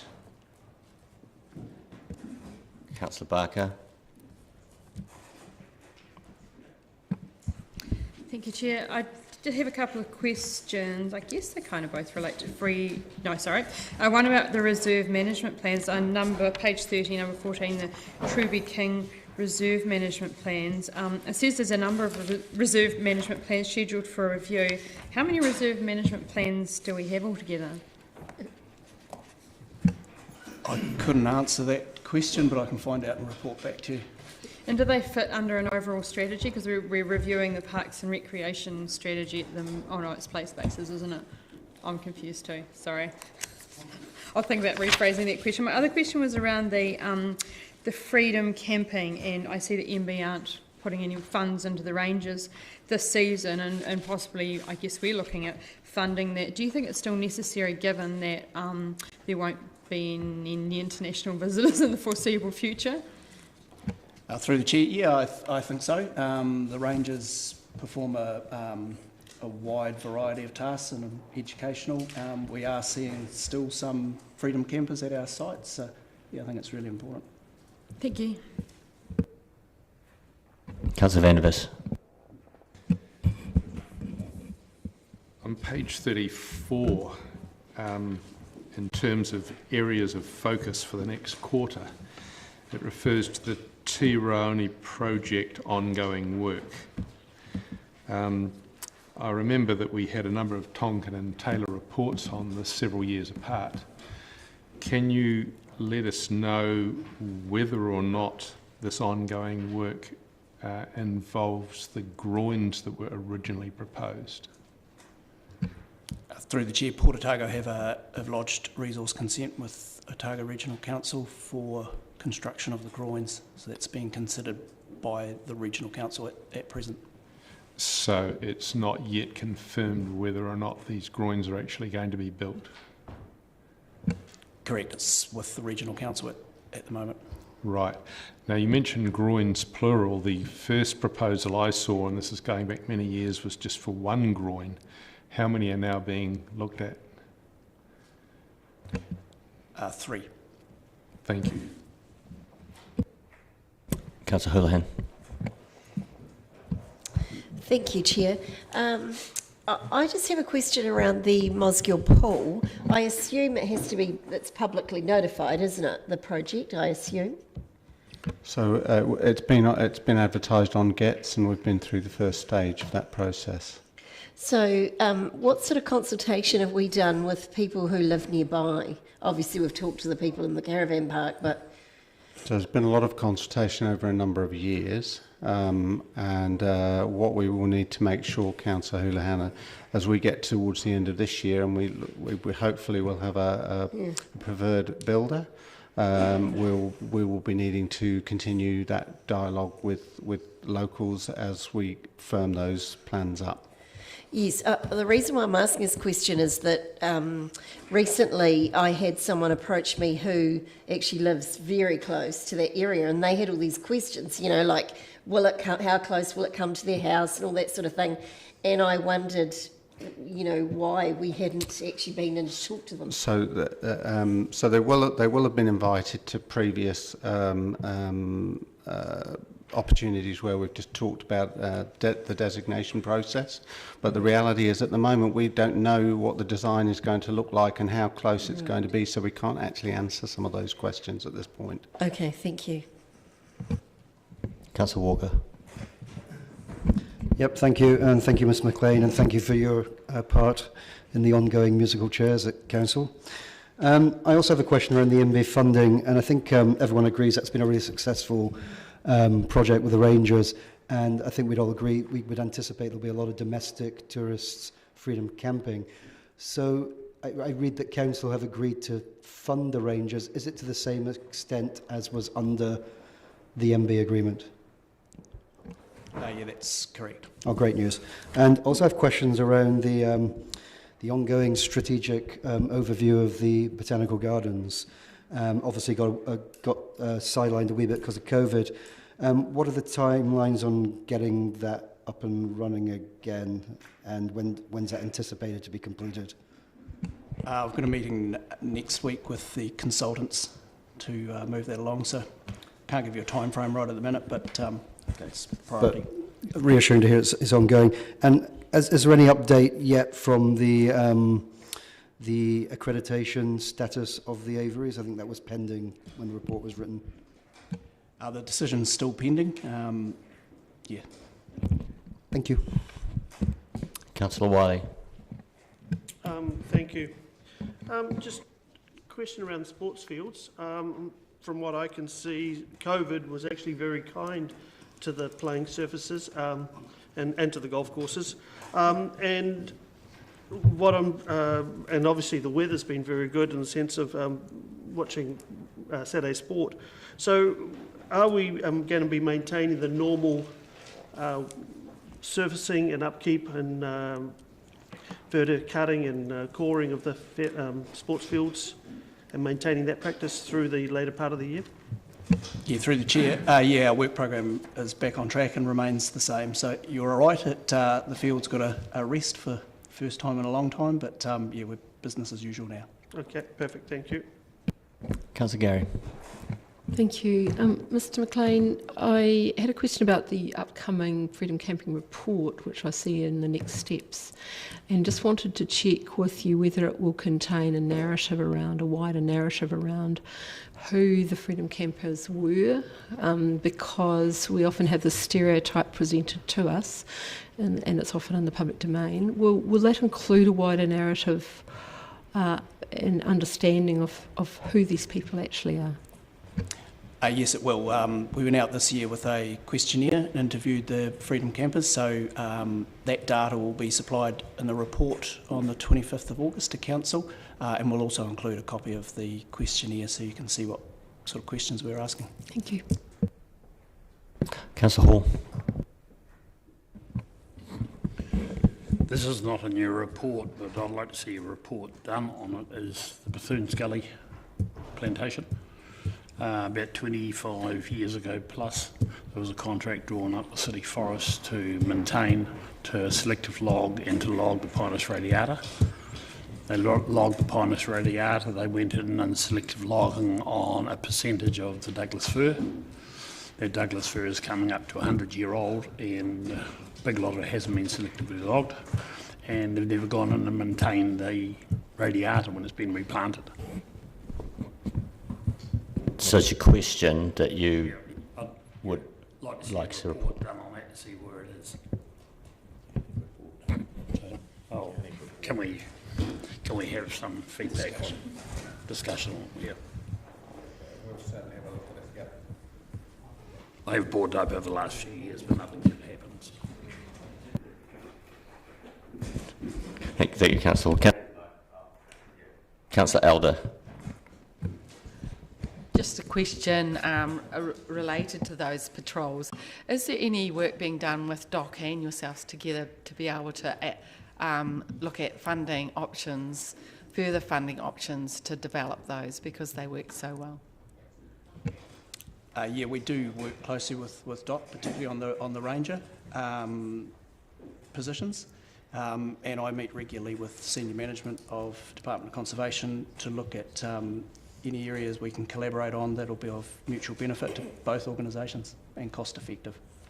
Thank you. Are we looking at opportunities alongside DOC, just at the fundings that are coming out from the government to do with track maintenance development, and also a bit of tree planting and things like that, biodiversity? Yeah, through the Chair, we're looking at all of those opportunities in collaboration with the Department. Councillor Fiso. Thank you, Mr. Chair. Thank you, Mr. McLean. I'm just looking at next steps, paragraph 53, and there's 10 of them there, and so you're working really hard. And I'm just asking, in the next quarter after this, is there going to be any new work or priorities? I'm just. Are we going to run out of work? No. I know that. That's what I'm just wanting to ask. What of these 10 steps is taking up most of your time and energy, and how do you? I'm aware that you are working extremely hard, so I'm just curious as to them. Yeah, I mean, some of those projects, councillors, sorry, I'm butting in here. Some of those councillors will take probably longer than this year to complete. Some of them will get through this year. The Parks team have recently sat down to work out what their next group of priorities are in line with the strategic plan, and they've got more than enough meaty topics to keep them going for a while. Councillor Barker. Thank you, Chair. Following on from Councillor Walker's comment about the Botanic Garden, question, sorry, because we're in question, a question about the Botanic Garden strategic planning. I'm aware that it's one of Dunedin's jewels, that there's many, well, I think it's 1 million visits a year perhaps, and rates really highly in the Residents' Opinion Survey, and I'm getting to a question. Is it going to go to public consultation? I see it says consultation plan with key stakeholders, and my concern is that because it's so well loved by Dunedin people, that would the public at wide get to give some input into the strategic plan? So I think what you'll see, councillor, is a draft come to council for discussion, and yes, potentially it will go out for wider consultation. But we're being pretty wide in the consultation we're having, or plan to have. I mean, COVID has affected that project quite considerably. It just stopped it dead, unfortunately, and we're just trying to get it going again. Thank you. Councillor Walker. Yeah, sorry, I forgot I had a question around the city sanctuary and the trapping programme being rolled out in North Dunedin, because I was part of the O Week, and it's the question slightly around my reticence when you're involving students, and I think I recall there was 170 students took chew cards at that event. I wasn't convinced that they didn't think they were for them actually. How is that tracking, and how is that going? Because it's quite an interesting project. Yeah, through the Chair, again, this was another thing that got stopped somewhat due to COVID. We're starting to get some results back in, whether the 115 students that took them actually deployed them, and we'll feed that information back. But we are starting to gather that, and that's informing particularly the North East Valley Priority Suburb program. Councillor Houlihan. Thank you, Chair.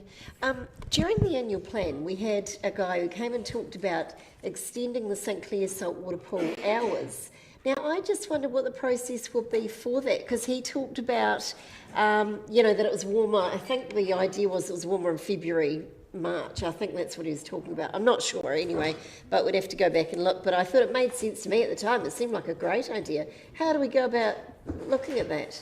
My understanding, Councillor, is that's a decision via the annual plan process. It wasn't involving money, though. It was just to change. Well, it would for the staff costs, but my understanding is it would it not be up to Parks and Rec to decide if you can extend the hours? Or? No, it'd be part of the council's annual plan deliberations as it was put through to council, and yes, there would be a cost associated with it. To do with staff costs, right? Okay, so we can only do that under the annual plan. Well, we can put it forward as part of the long-term plan when it comes to council next time, if council wouldn't wish to consider extending the season of any of the pools, the seasonal pools. Okay, thank you. Councillor Radish. Yes, I noticed on the weekend there was a lot of planting. Native plantings took place at Smales Beach. They had about 100 student volunteers and such there. Can you tell us what the involvement of Parks and Reserves was in that, please? Well, we have a relationship with the Tomahawk Smales Beach Care Trust, so we support them, and we have a volunteer coordinator that's potentially helped source some of the volunteers for that planting. Oh, great. So otherwise it was their own initiative. Is that what you're saying?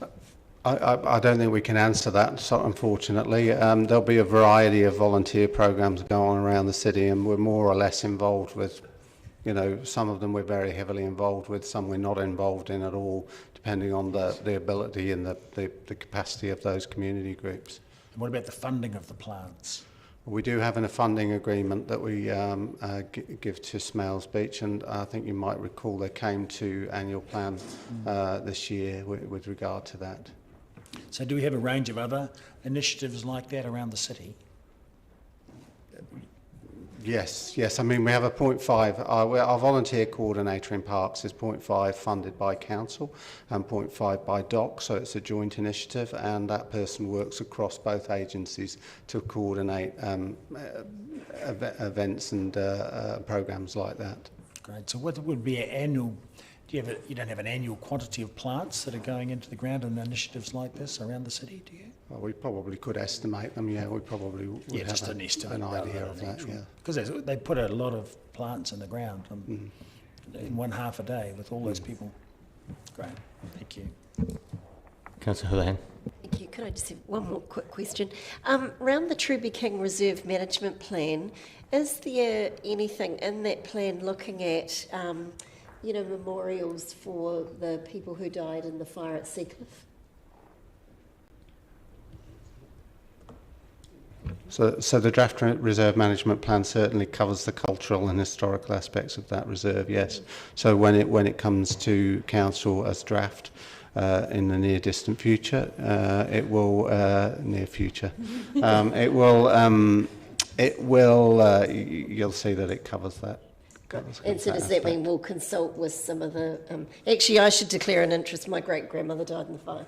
But maybe I should sit back from that bench. I'm not allowed to ask that question. I think it's fine if you get through it quickly. So the trust has already been involved in the development of the draft plan, as have the community board been consulted as well. Is that any more questions? Can I move that we note the Parks and Rec and Councillor Walker, second Councillor Wiley. Do you wish to speak to it? Councillor Wiley wishes to speak. Anybody else wish to speak? Councillor Wiley. Thank you for this report. Highlighted what it has been quite an active and challenging period. And I think there's some really good initiatives that are highlighted here that have been discussed and through question time. Like Councillor Walker, I picked up the 115 students that had taken up the chew cards and things like that, which are great initiatives to have happen. In my role, when I see the words volunteers and programs and things like that, I it sort of makes me get a little bit more excited than normal when reading some of these reports. But it is great to see the initiatives and the schools picking up, and I congratulate the schools, in this case Ortho School, they've taken and adopted the Brackens view for the cleanups. We've definitely had challenges up there in the past, and rather than, and hopefully the students respect it at times a little bit better than what they have at times. But when I look through the rest of the organisations, such as Save the Otago Peninsula, the walking groups, and yesterday I was at the Tomahawk Smiles Beach Care Trust to see the attendance there, and yes, they're Arana College students and Rotaract. So there was a good mix of people that attended that event, but all in all, thank you for this report. Councillor Elder. I suppose being a avid outdoors person, I just want to thank you for all the work you have been doing to develop and grow the opportunity for our whole community to be involved in the outdoors. Over COVID-19, walking, biking, not so much playing on playground equipment, but walking and biking and getting out into the outdoors was just a huge, huge thing for the ordinary everyday person and for their health and well-being. And your playground review, and also if anyone notes, if you go around the playgrounds right now, many of our playgrounds have been done up.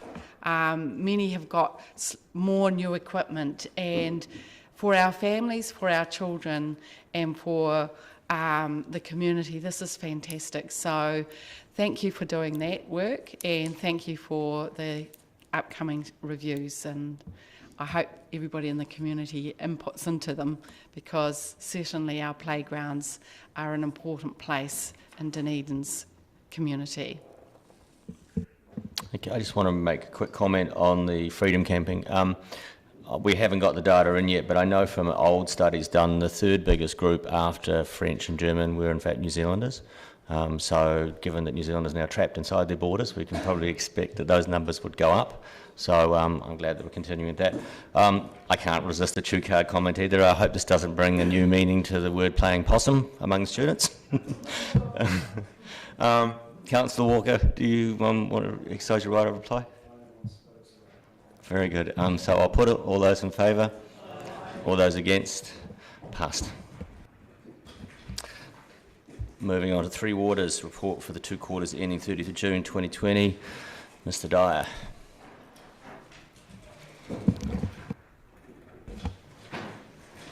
Welcome. Do you want to comment on your report at all, or just take it as read? No, thank you. Take it as read. Take it as read. Questions? Councillor Fiso. Thank you, Mr. Dyer. Thank you, Mr. Chair. I'm just looking at paragraph 14, the number of customer complaints for drinking water, and I'm totally ignorant about that, but I'm mindful of Mr. and Mrs. Neal's public forum thing. So is there a record kept of where the complaints come from? So all of the complaints reported in this report relates to the municipal drinking water supply. So the public forum attendees would be recorded elsewhere. But yeah, all of these records are held, so any calls, any written correspondence is captured within these numbers. Councillor Walker. Thank you, Mr. Dyer. This is probably a really dumb question, but they're often fairly useful. Section 33, you talk about watercourse programs and getting on a watercourse list. How does one get on this esteemed list? What constitutes a watercourse? So if you have if you're a community member or property owner with a pipe running through your property that is deemed to be a private watercourse, which is listed as a blue and white dashed line on our services map, very, very specific thing, then and you have trouble with that watercourse or correspondence with the organisation, we then put you through a prioritisation process to prioritise you for funding for any work on that infrastructure. You reconfirm why I find water so perplexing. Thank you. Councillor Barker. Thank you, Chair. Thank you, Mr. Dye. I have a couple of questions just around the water demand. Now, we used to have about 2 million visitors coming to the city each year.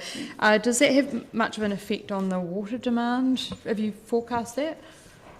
We do expect that we'll have an impact on the volume of water that's taken by both cruise ships. So we used to be a significant supplier of cruise ships through Port Otago. They used to fill their holding tanks here. We also expect that with residence numbers or with bed nights dropping within the city, that we'd expect to see a slight reduction in water use. It does tend to be that kind of consumption tends to be a nominal figure in the overall scale of what we supply. So it would have a minimal financial impact on... Very limited, Okay, yeah. cool, thank you. And the other question I have is around number 34, the St Clair-St Kilda Coastal Plan. Just in reference to what we heard earlier about the number of people coming and visiting Allens Beach and the effect on the wildlife there, have we got other coastal plans that we're looking to be done, and what would be the timeline around those? So this coastal plan is bespoke at the moment. So it's looking at erosion and coastal protection within this particular landscape, given the issues that it's had in the past. We are also conducting a hazard screening process, which will look at the rest of the coast in context of those coastal hazards, and with long-term climate change in mind, and then look at where a similar process or any type of process might occur to help us to enable council to make good decisions around coastal protection investment in the future. So this is more of an infrastructure plan than a management plan? It will certainly inform the management plan. Mm-hmm. So this bit will look at that coastal protection element with access and a whole bunch of other things incorporated, and will help to then inform the reserve management plan that will come after. Cool, thank you. Councillor Van der Vis. On page 37, we're looking at a graph that shows treated water network demand, and obviously we expect it to go down a bit with COVID, but it seems to have gone down and kept going down right up until now. I understand it's not a particular problem for you, but is it an indicator of reduced commercial activity? What do you think mainly accounts for what looks to be the lowest ever in many years treated water demand? Yes, we've had a look at that. That stat was surprising in the last month of the last financial year. However, it looks like a combination of things. So it looks like a minor reduction in commercial demand, potentially a reasonably significant reduction in residential demand, and we've also found a couple of quite significant leaks that haven't resulted in discharge at the surface or any obvious symptoms that people complain about. So often we get water leaks in areas like Mosgiel or South Dunedin where water will leak for a long period of time and discharge straight to the groundwater profile. And have no kind of discernible symptoms that people can see or complain about. We have a base load of approximately 20% leakage within our water network. That is quite normal for New Zealand, although high amongst other countries. So that reduction has included a number of reasonably significant bursts being repaired, but also a minor reduction in commercial demand, minor reduction in residential demand. So just to summarise then, the major reasons that you see would be the fixing of the leaks and a reduction in domestic demand? Yes.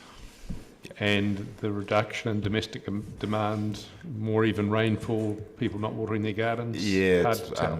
That time of the year, seasonal demand shift.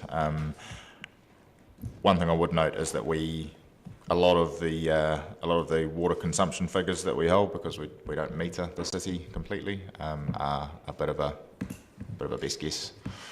Okay. So, and in terms of future use, do you have any projections based on previous years as regards how that will go? Yeah, so every 5 to 10 years we do a modelling exercise to consider how much demand is occurring within the city, what growth might look like, and start to overlay all of those things. We also look at trends in consumption and the types of houses that are being built in different subdivisions and all of that sort of thing to try and forecast demand as accurately as we can. So your current forecast is that for a go back to normal, or do you think it's likely it may stay lowish? No, I think you'll see that increase as we move into as we report on the first quarter of this year. Okay, thank you. Councillor Gary. Thank you, Mr. Dyer. I want to ask about 33 watercourse program, and I'm aware of the 42, the list of 42 that was 19. And I'm interested in a process question. So, am I right in assuming that if you're on that original 19 list, you may have got trumped, for want of a better word, due to the criteria, a more urgent, I guess, would be the way to put it, an urgent situation that needed to go to a higher priority. Is that correct? Yes, so we don't, any calls we take or any customer interaction we have regarding any watercourse complaints we consider on merit. So the things we consider are the danger to property, the danger to lives, the discernible impact on other infrastructure, all of that sort of thing. So it's a fair and equitable process. I guess the more important is around the way we communicate. So I want to know how we're communicating with those folk, and particularly for the folk who came along to annual plan on one occasion, but everybody on the list, to know where they sit on that list and what the realistic expectations might be, because that has changed for some of them. How are we communicating? Because in the public arena often if we don't hear, we think nothing's happening, which is far from the truth. Yes, so all property owners that are on that list at the moment receive a letter about 6 monthly, and that letter gives them an update on progress and how we might be tracking towards towards any action on their site, and that would include whether or not you've moved down the list and then therefore the possible impact on timeframes. Also, a lot of these property owners we're in touch with all of the time through a number of different forums. So that was my next question, is in that communication, is there someone they're able to ring, because it has caused a great deal of emotional and mental stress for people? Yes. So they've got a point of contact within council through that process? Yes, we have a very capable project manager who spends a lot of time and effort on making sure that those customers are well supported. Thank you. Councillor Radish. Thank you, Mr. Dyer. Following on from Councillor Vandervis's questions about the drop in consumption of water, which is quite astonishing, is that it looks to be about 10%. So do we find a 100,000 cubic metre leak in March? So it's important to note that this graph does not show consumption of water. It shows the amount of water treated at our treatment plants. So that then goes into one of 52 reservoirs, 1,400 kilometres of pipe work, a lot of network. Now, repairing a leak, we've repaired leaks in the past that have been discharging significant volumes. We've been able to see a discernible drop in demand from the day that leak was fixed. While that is not necessarily the case, I am told that there was several quite significant leaks fixed in the month just gone. But it also includes the variability and seasonal variability in demand from our commercial customers and demand from our residential customers. As you can imagine, there's very little lawn watering or garden watering occurring in June. So all of those trends combined is what's shown that drop. Yeah, so that's probably anticipated that. My next question is what causes that winter drop in demand? So do you think it's just garden watering and that kind of stuff, domestic use? Yeah, that's like, as I said before, we don't meet all of our customers, and we don't necessarily hold a good record of their kind of diurnal usage profile. We do study this intermittently and can draw kind of assumptions and draw kind of broad conclusions from that. But yeah, I think our best guess, the kind of wet finger in the air guess, is that there's no gardening. It's only an item of curiosity. Correct. And so similarly, jumping over to the foul sewer program that you've got of proactive cleaning, what does that involve? So we employed two quite significant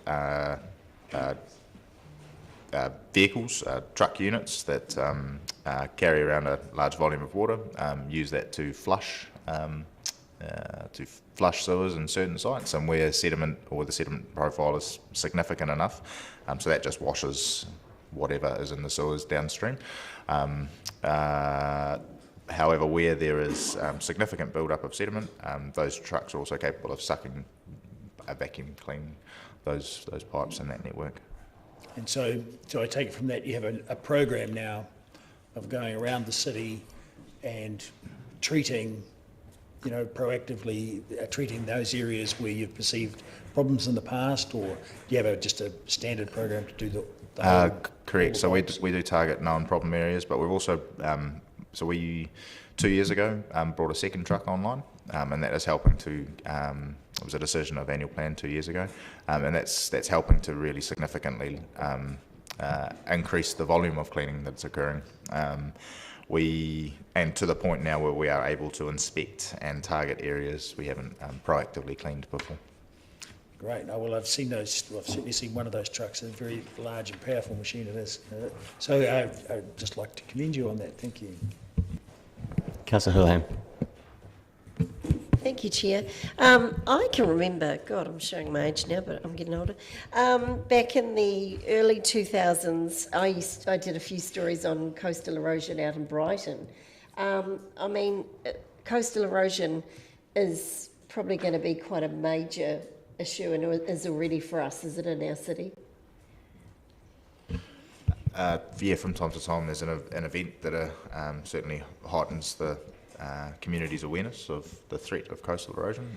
There's certain sites around the city that are reasonably regularly impacted, and then some that are quite actively managed. So that's what I was going to ask actually, is are we doing some mitigation things to help prevent that at the moment? Yeah, absolutely, and council has always done quite a significant level, has always carried out quite a significant level of coastal erosion mitigation. So even the ownership and management of reserves at the coast boundary is an action that's been occurring for many decades. Yeah. But then, investment in structures and other kinds of initiatives to limit the impact of coastal erosion has always been one of our activities. It's just getting a bit more airtime at the moment. Yeah, I imagine that's the coastal plan will look at that as well, and look at maybe all sorts of alternatives to help that. Is that the case? Yeah, certainly looking at all options, and certainly some potential changes to the status quo. Do you have concerns that the problems are bad enough that looking forward we probably won't be able to manage them eventually? Look, I think there's always going to be options for management of those kind of challenges. Some will just be more or less effective depending on the change in the environment and change in things around us. Yeah, just pretty level as that. Yeah, thanks. Councillor Lord. Yeah, Tom, just major initiatives, page 41, number 28, it's talking about the Reed Avenue options. And I'm just wondering if you can elaborate what the other, what does it say? It might not be the most cost-effective option for flood prevention to ensure the project achieves effective flood mitigation. The station upgrade will be put on hold and further options will be considered. I'm just wondering what other options. So things like storage, either within a network or within a detention basin, or channeling flows to excess flows to a different catchment, other kind of options that we're considering. So discharging, no, gravity outlets are unlikely to provide a significant enough impact. yes, we're looking at a range of options, diversion of flows, storage, and other such things, and potentially a combination thereof. Yeah, when we have those big events, is the water generally that's caused flooding in those areas in the past, has that tended to be local rain falling in a very confined area? Or, I mean, I know it's local rain, but what I mean is there any options further north of Mosgiel that you could divert Silver Stream water away from the, you know, is there any options further up that just some big ditches diverting it sooner? Or is it just the very general water that falls in Mosgiel that causes the problem? So it is largely the urban area impacting the urban area, but what we are seeing is flow from one urban area into another, and those impacts are the things that we're trying to manage. Obviously, you know, you can design a concrete or fixed thing that services a certain catchment, but if you get flows moving from one catchment into another, then that all bets are off. So at the moment we're just trying to understand all of those interdependencies, how those multitude of options might fit together to achieve a best cost outcome. Councillor Radish.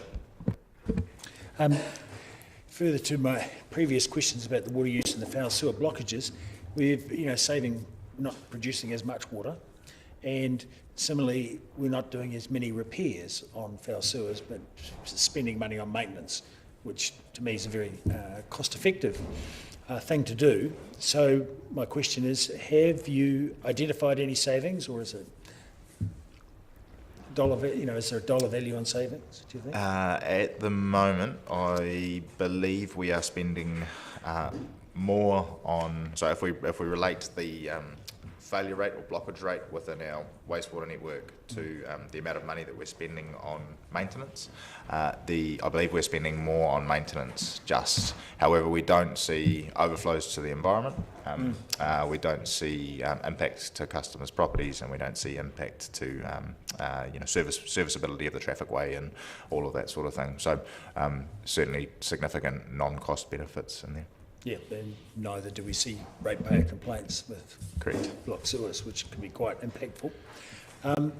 Something else that is reasonably impactful in my area of town is Motu Street. Is there any update on those properties in Motu Street? So we have Motu Street sits as one of the watercourse projects on the program I talked about before. And sits right up at the top of the list, in the top 5, I believe. We did an interim replacement of a section of pipe there just prior to lockdown, and then there is further work in design at the moment. Yes, but I'm sort of thinking of the houses. So those houses were impacted by slip from above. That is not related to the watercourse that sits below, but we are working in the area as well. So I couldn't give an update on the houses, sorry. Right. So it doesn't sit within... Because they just sit in limbo right now? Doesn't sit within the Three Waters activity, so I genuinely don't know. It sits with the EQC. Councillor Elder. Sorry. Thank you, Chair. I was just just asking how the coastal St Kilda St Clair consultations are going. But I believe very, very well. I've heard really good feedback from a few members of the community so far, and councillors as well. The engagement and our staff are feeling that the engagement they're having with the public is good, genuine consideration of values for that coastline, which is positive. So it's sort of the pre-engagement and co-creation kind of pathway. So the idea behind the engagement is that we start by working on what the community values with that space, and trying to determine how those values might fit with options in the future. So that values piece of consultation finishes shortly, and has been ongoing for quite some time now. And then we start a next piece of consultation, which is a bit more technical and a bit more options focused. So we'll talk to the broad values that the community set out as priorities for that coastline early on, and how those things might be impacted or not by a certain option. So some options are inherently less favourable for some of the desires of the community, like accessibility and that sort of thing. As you can imagine, a seawall is typically negatively impacts access and those sorts of provisions. So just working through that process at the moment. The end goal being that that both periods of consultation result in a broad set of pathways that the council will be able to make decisions on towards LTP. So with the options work that's happening, so you're looking at a number of options and a number of scenarios, and what kind of process is that going through at the moment? So some of the kind of technical consideration, or some of the technical work that gives consideration or facilitates that consultation is underway or has already been completed, and then that will help to inform that next phase of consultation, which I can't remember the exact start date on, but finishes around late November.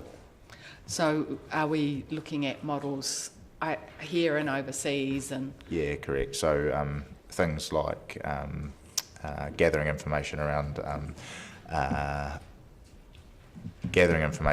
sea level rise trends, gathering information around sand flows and movements, gathering information around the potential impacts of certain options, all of that sort of stuff. So are we getting engineering expertise on? Yeah, significant volume. Yep. Okay, thank you. Thanks for clearing that.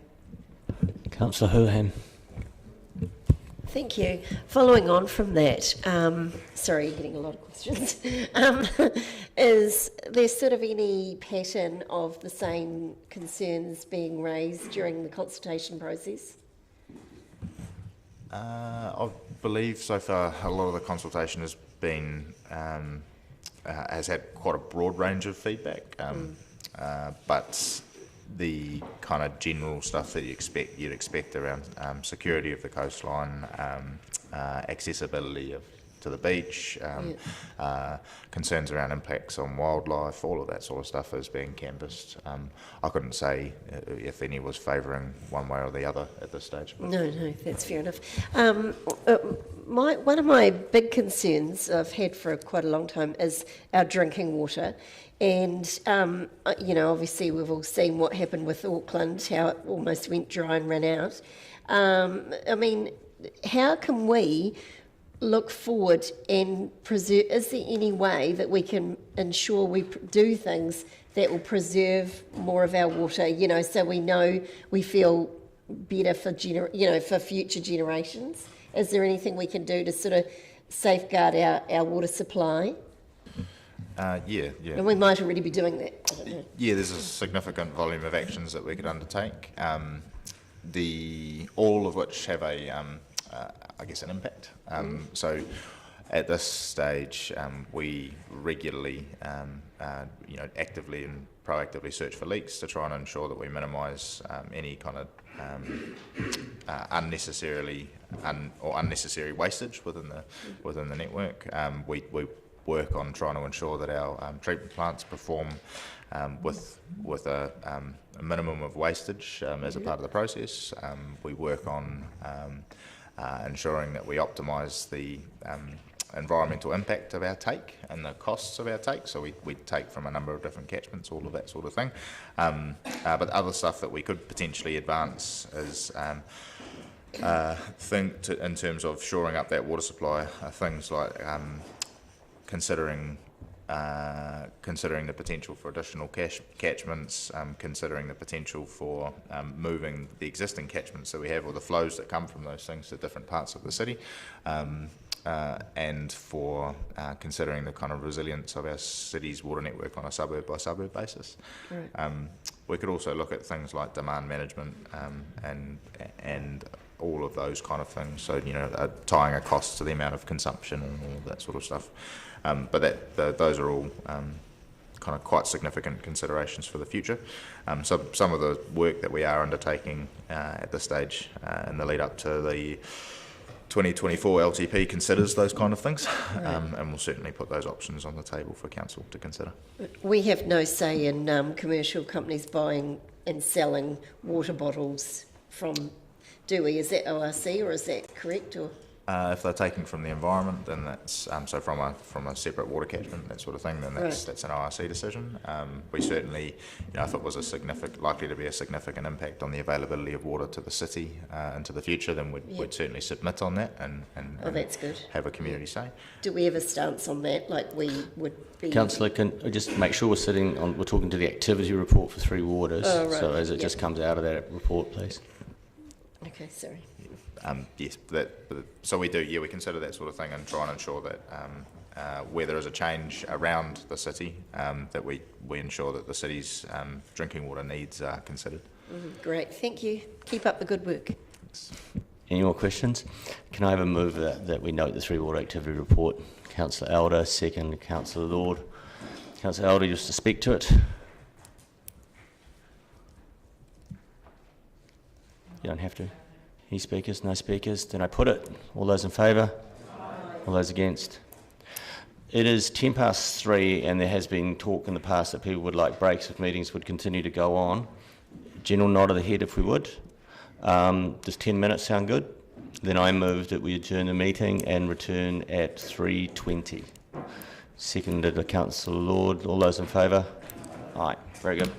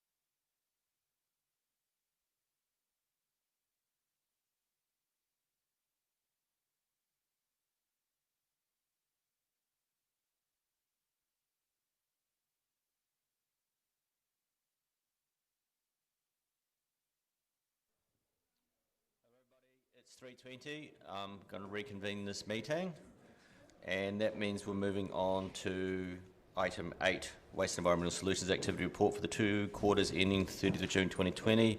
Mr. Henderson, do you wish to speak to your report, or just take it as read? I'd just like to apologise for the mistype in paragraph 11 on the graph, where it says contamination 19/120, which is supposed to be 2019/20. Oh yes, okay. Apart from that, I'm happy to take the report as read. Actually, if I can just jump in quickly before anybody else asks a question, on that particular graph, what's the y-axis? What's the unit? Is it tonnes? Yes, tonnes, yes. Okay, thanks. Questions of the report? Councillor van der Vis. On page 45, technical investigations of the designated Smooth Hill site have confirmed it's suitable for development. I know that there have been a number of investigations into it. Who has done the latest one that is referred to here, confirming its suitability for development? So there's a few contractors that have been involved in that in regards to business case and economics. It's been Morrison Lowe. In regards to ecology. Sorry, who was that? No. Morrison Lowe. Morrison Lowe, yep. In regards to ecology and flora and fauna, etc., it's been Boffa Miskell. Okay. And ground investigations, geotechnical, that kind of stuff has actually been GHD Limited. So it's GHD that have actually confirmed that the ground is suitable and not liable to slip and all that kind of stuff? Yeah, that the underlying ground is firm, yes. Right. And given that the ground is not prone to slipping, which of the consultants would be most concerned with leachate running downhill from what is an uphill site and contaminating other areas or a stream of water, the kind of thing that was of a major concern at the Brighton meeting recently? So basically, point of order, Mr. Chairman. I'm quite nervous about where this line of questioning and conversation is going, given the non-public part of the agenda for tomorrow's meeting. Sorry, Wednesday's meeting. Yeah, I agree. Given we're heading, this is probably the council meeting is probably the place to ask these questions rather than here today, because this is an activity report. Oh, it just refers to the technical investigations, and I was wanting to clarify who has done the technical investigations, and if you've got a number of different companies, who is it that is then essentially putting their name on the line to say that there is not going to be a leachate problem? Well, I think you got your answer to who had done the technical assessment. Well, I got the GHD for the stability issue, but in terms of the potential runoff issue, I still hadn't got a name of the company for that. Is that a problem? I don't think there's any problem getting a name for the company that's done the assessment, but actually I'd like to ask the CEO, given that this is coming up. I can answer that. So GHD is the lead consultant, so they are managing the overall project. So in the event that there was an issue, you would go and see GHD in the first instance as a lead consultant, and they subcontract to the others? Okay, no, that answers my question. Thank you. Councillor Barker. Thank you, Chair, and thank you for your report. I have almost 4 questions. The first one's on the waste minimisation grants. What's that, paragraph 4, I think. Does the results of these get reported to this committee? The results go to the grants subcommittee. And I'm just wondering how all of council would get to see the amazing work that the waste minimisation grants go to. It doesn't actually, the actual results, doesn't actually come back up to a formal committee. Well, it comes to the grants subcommittee, the results of the previous grants, etc. It's not reported up to a standing committee as such, or to like the VETSCOM. Through you, Mr. Chairman, if I might, the minutes from the grants subcommittee come through the Community and Culture Committee for noting. Yeah. we've seen the reports on the amazing work that they've done, how many trees have been planted, etc. Anyway, no, 26 Kiwi Harvest. I wonder what the budget is for this project. Originally, we were supporting them to the tune of around $30,000 a year. We've now doubled that. Okay, so it's $60,000 a year. Approximately, yes. Thank you. And then number 30 was curbside recycling audits, and one of the people in the public forum brought up the challenges around the changes in the plastics that we are able to recycle. Have you noticed, or has it been measured, that there's a change in the amount of incorrect recycling going through? Yeah, at the moment, people are obviously, we haven't, our education campaign is underway. I hesitate to say that it's actually changed people's behaviours yet. That's one of the reasons for doing the curbside audit. So it is more an education campaign as well. So at the moment, there is significant contamination, but a lot of it is just residual behaviour. People are still putting the stuff that we no longer recycle into recycling bins, which now counts as contamination. Oh, okay, thank you. Councillor Gary. Mr Henderson, during lockdown we had the opportunity to put our general rubbish in our yellow bins, and that stopped when lockdown stopped. I can't remember the exact date. And I note that in another area, I don't recall which one it was, but I remember hearing it on national news, that has been a problem for residual behaviour in that regard. Have we had a problem with that, or have people reverted back to the back bags and the correct behaviour as it was at the end, or before lockdown? We certainly did have a problem coming out of lockdown, absolutely. It is starting to revert back to normal now. It is definitely getting better, but coming out of lockdown, we had that first month, there was a significant issue. The area I believe you're referring to is Christchurch, which surprised all of us because they actually have a rates-funded red bin. So we couldn't understand why people were still using the recycling bin as a rubbish bin. But yeah, to be fair, on our residents, they have come back fairly quickly from that behaviour. So you're not worried that the the changes in the kind of recycling that we're now allowed to do won't add a layer of confusion on top of that? You think that one's been sorted pretty much, and now we're into another? There is always going to be ongoing confusion as soon as we've changed the system, and as we found out during lockdown. Trying to get the message through to everybody seems to be incredibly difficult, no matter how hard we try. There's always people that don't get the message, so it's just a matter of continuing ongoing education and trying to eventually reach everyone. And finally, my final question is, do you think we've caught up? I know, a lot of households had a backlog of recycling, even though I tried really hard not to use things that needed that, but that was the reality of it during lockdown. Have we caught up on that, do you think, and got rid of the backlog? I certainly believe so. We were obviously receiving quite a lot of feedback about additional collections, or were we going to collect from different style of containers, that kind of thing. All of that has stopped now, so I'm using that as a yardstick to say we've caught up. Probably reminded us all of the consumer, or what we actually use. That's probably a really good reminder. Thank you. Councillor Lord. Yeah, I'm mindful of the Mayor's comments, but I just had another question around the Smooth Hill stability of the land.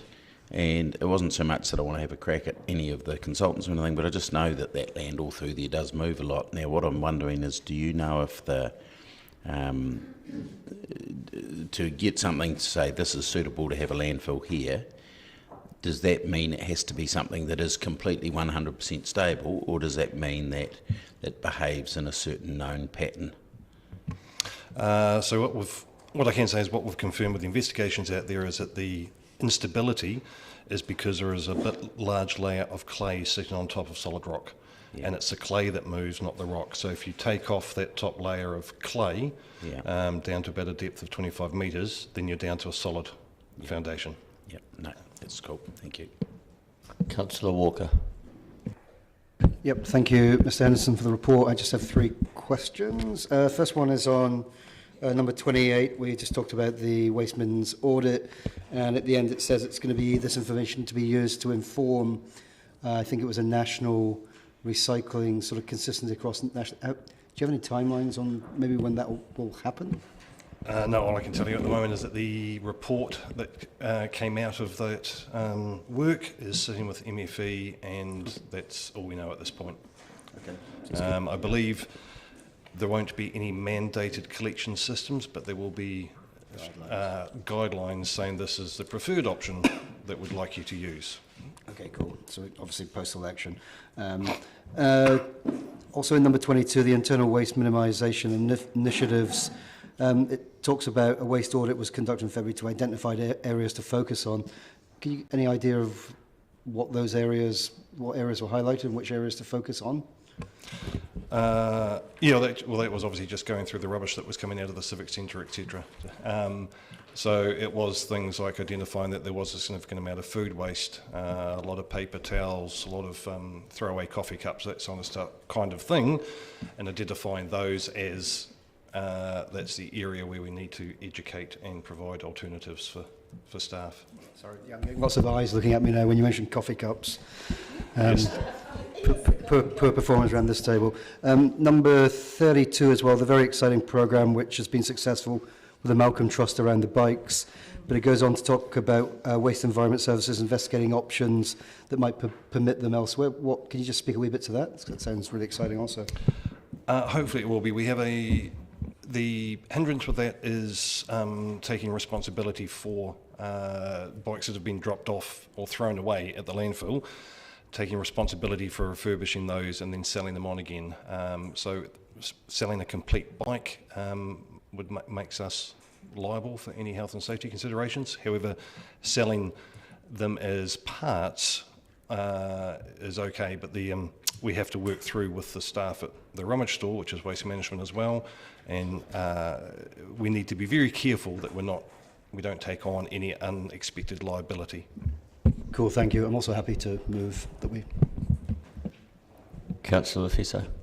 Thank you, Mr. Chair. Thank you, Mr. Henderson. I'm just referring to next steps, paragraph 42, with respect to the Waikoiti landfill and improvements to the transfer station.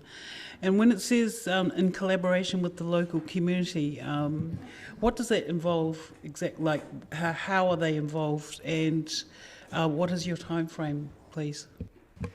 So predominantly that's Waikoiti have a team of local volunteers that are called One Coast that have been they want this facility so that they can run it. So we've been working with them in the community board.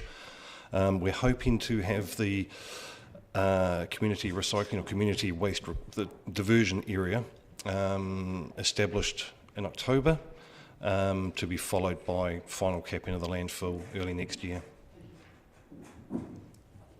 Councillor Hall. Your answer to Councillor Lord was that the ground is suitable to take that amount of fill. Have we looked at the side loading on that ground? So when we dig it down 25 metres, we put 500,000 tonne in there over a period of 25 years. I'm just not comfortable at this point, given this is going to come to a public debate later in the consenting process, that we start talking about the engineering here, because this may become a commentary later, if you don't mind, Councillor Hall. Thank you. More questions? I just have one on, just the one on number 25, curbside collection acceptance criteria.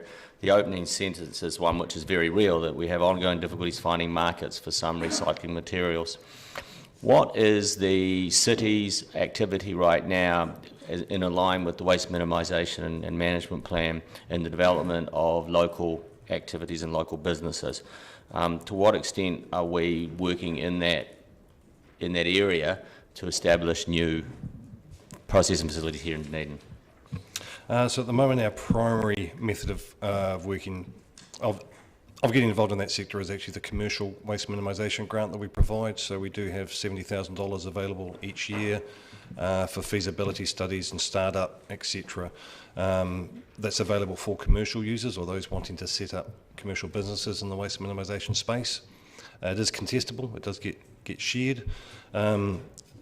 So in that space, and obviously we're trying to focus on construction, demolition and that sort of thing at this point in time as well. That's a large area of waste to landfill. So just clarifying, because I'll cover it in my closing in the speech. That's it, 70,000 for those business case studies, and that itself is the total grant, which then can be, depending on the number of applicants, would be proportional to that 70,000.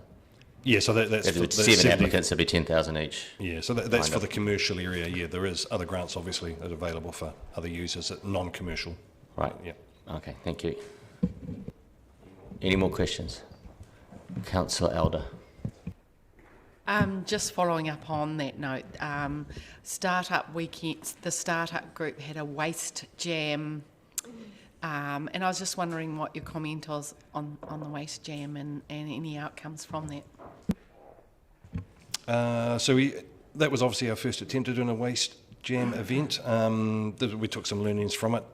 It probably needed to be a little bit more focused in certain areas. It was a first attempt, so we'd like to repeat it again, but it takes a bit of planning. The biggest thing out of it was it did generate quite a few applications for the Waste Minimisation Fund for grant money and that sort of stuff. So it certainly worked from our point of view in generating interest in council funding for communities and for even the odd commercial activity as well.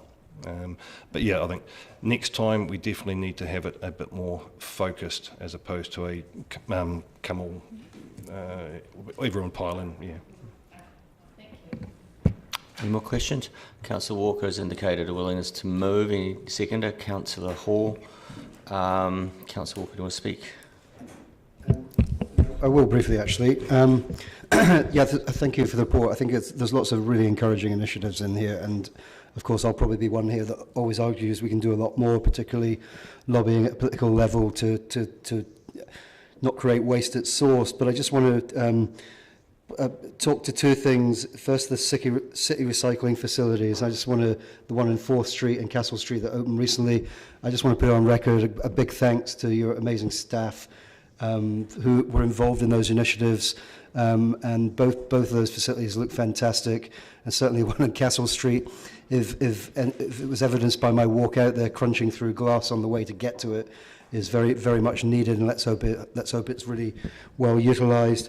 And also, again, applause to some of your staff that have been really working hard to encourage the rural diversion days. I think they'll be really effective. They have proven to be effective where they've been held, and I think there probably is great demand out there for them to be extended. So I think any encouragement we can give to make them work will be welcome. So just thanks to all your staff who really are doing a marvellous job out there. Please pass that on. Thank you. And I just want to note also the interaction with One Coast and Waikawati, as Councillor Fiso asked, how you're interacting with the community. I think that's come to a good place, and I'm looking forward to see how that comes out by the end of the summer. To my question on the curbside collecting acceptance criteria and your answer on the $70,000 worth of grants that you have capable, my general comment is back to the council in general. I believe that as we're coming into the long-term plan, if we are to establish more activity in this area, we're going to have to substantially increase that budget. Because if we are expecting to be able to process the stuff that we take out of our recycling centres, unless we are planning on sending that to the rest of the country, we have to develop and build things here. And a $70,000 business case grant is useful, but how do you get to the next level? We know that Ministry for Environment is coming and looking for things to invest in, and I believe that, like a lot of the other initiatives where we've done well, would be better to front foot that than to be passive about it. So I implore and look forward to staff potentially coming back to us with ideas that they might be able to bring to the LTP to help influence our thinking when it comes to funding this kind of activities. Councillor Gary. Yes, I just want to note, along the lines of Councillor Walker, the stations put in the tertiary area. It has been my long-held view that we too often look upon students as in a negative light in regards to rubbish, etc. And it has been my long-held view that the majority of students are actually really responsible in this matter and very interested in terms of the future and waste minimisation. And I note too that given many of us attended the Sophia Charter launch, this was part of it. And so I thank the staff for their work on this over a long period and where it's got to, because I think it's a very positive and proactive move. Councillor Walker. I'll put it. All those in favour? Against? Passed. On to item 9. We're flying through now. We've had our cups of tea. Transport activity report for the 2 quarters ended 30th of June 2020. Janine Benson and Josh Von Pine will be here.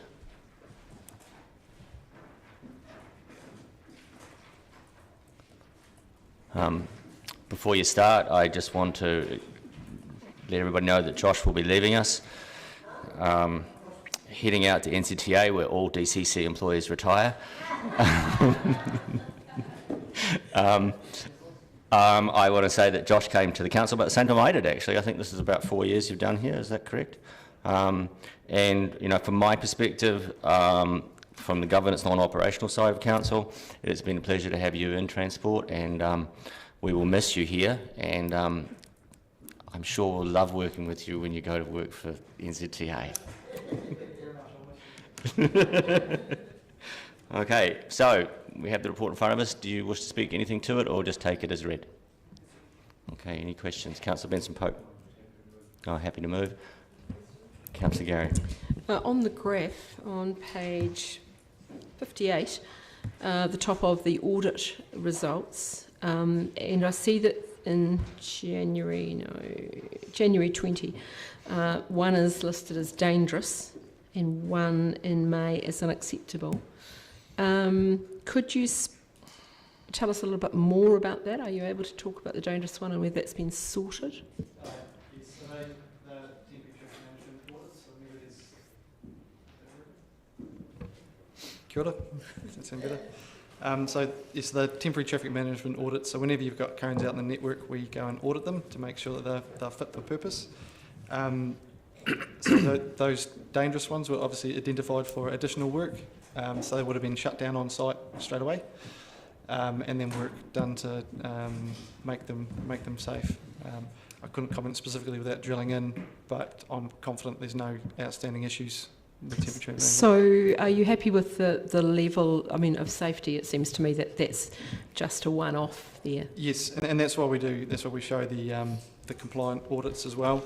We used to just kind of inspect by. Or look for the dodgy ones and then inspect accordingly, but we're out there routinely having a look, and then we do occasionally get outliers which requires management. Thank you.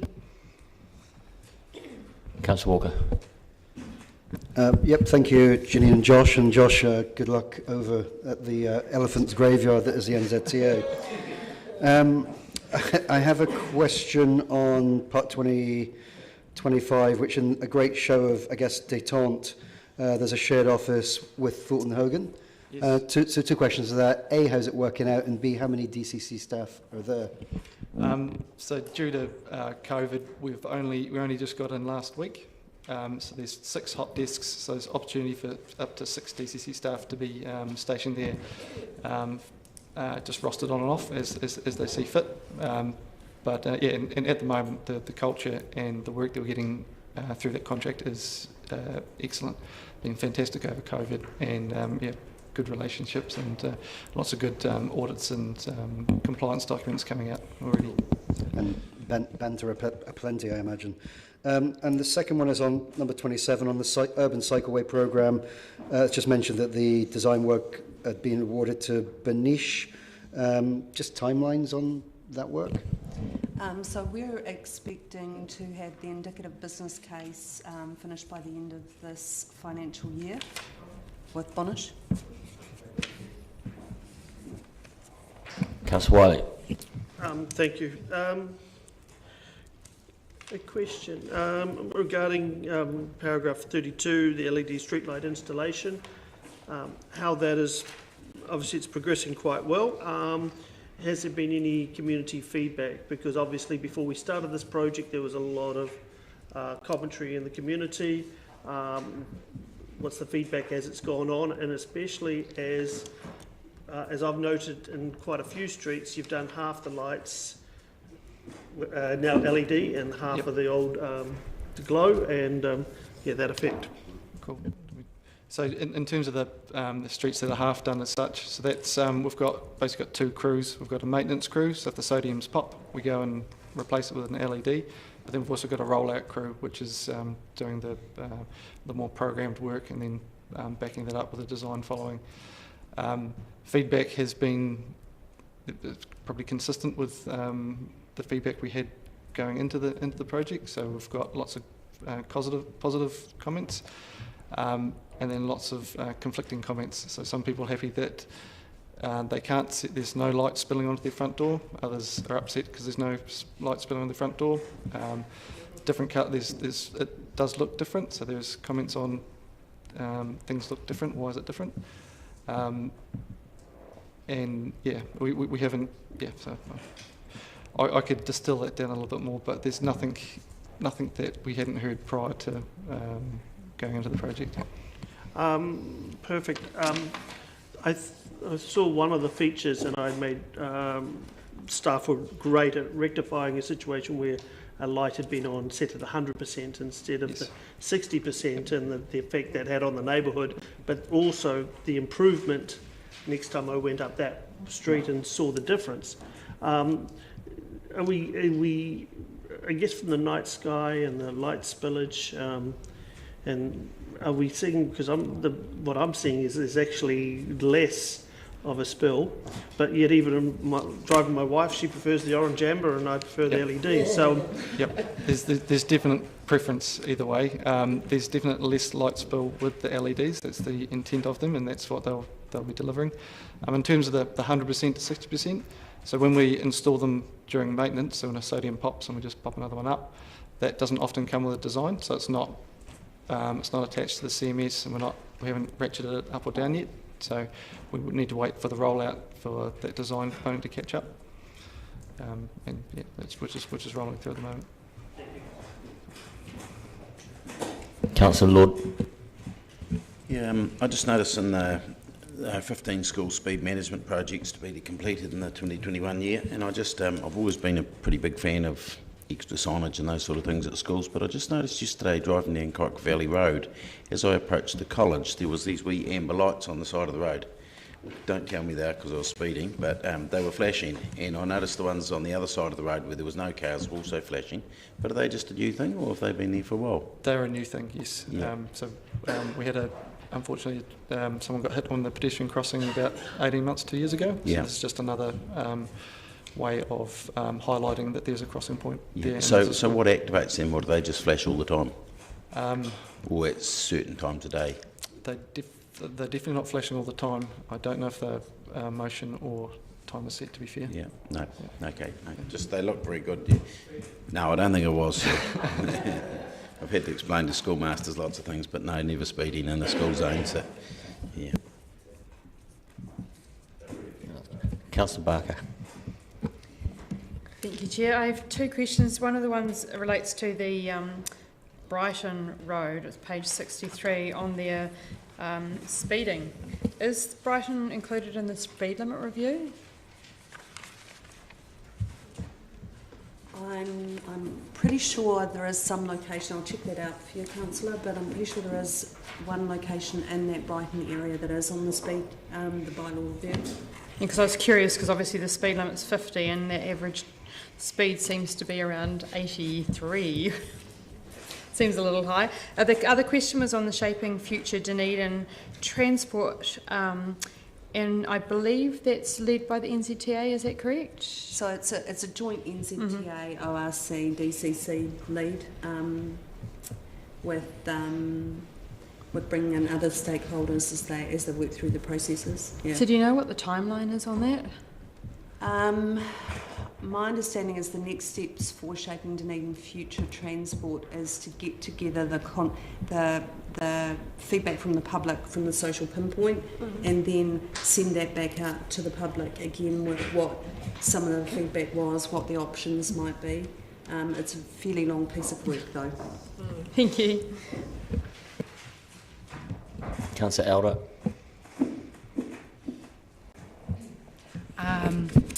Just a couple of questions. At the annual plan, there was mentioned by about 3 or 4 people the danger coming from Green Island to Kaikoura Valley and for people walking and cycling in Fairfield. Has there been anyone looking at that, and in particular in relation to maybe the tunnels project or separately? Just because it's quite dangerous around there. They were mentioned in the annual plan. I can find that out for you if you would like me to, Councillor. I'm sorry, I don't know. That's okay. But I can certainly tell you that I met with the Community Board and the Tunnels Trust last week. Oh, cool. Just to update them on where we're at with that project. So probably to give them a little bit of surety that we actually are in process of getting that project up and running. Oh, thank you very much. Now, there was one other question. With the communities being able to feed into the annual plans for the cycling and walking network around Dunedin, just had any of the any of the feedback through the last annual plans been picked up?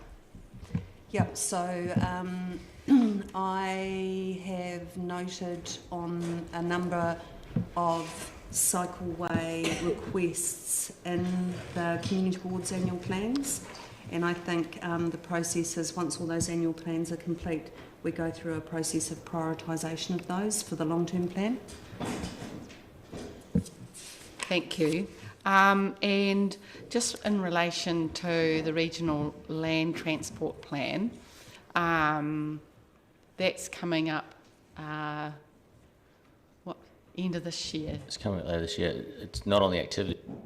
Okay, yeah. I'll catch you later about that. Sorry, Janine.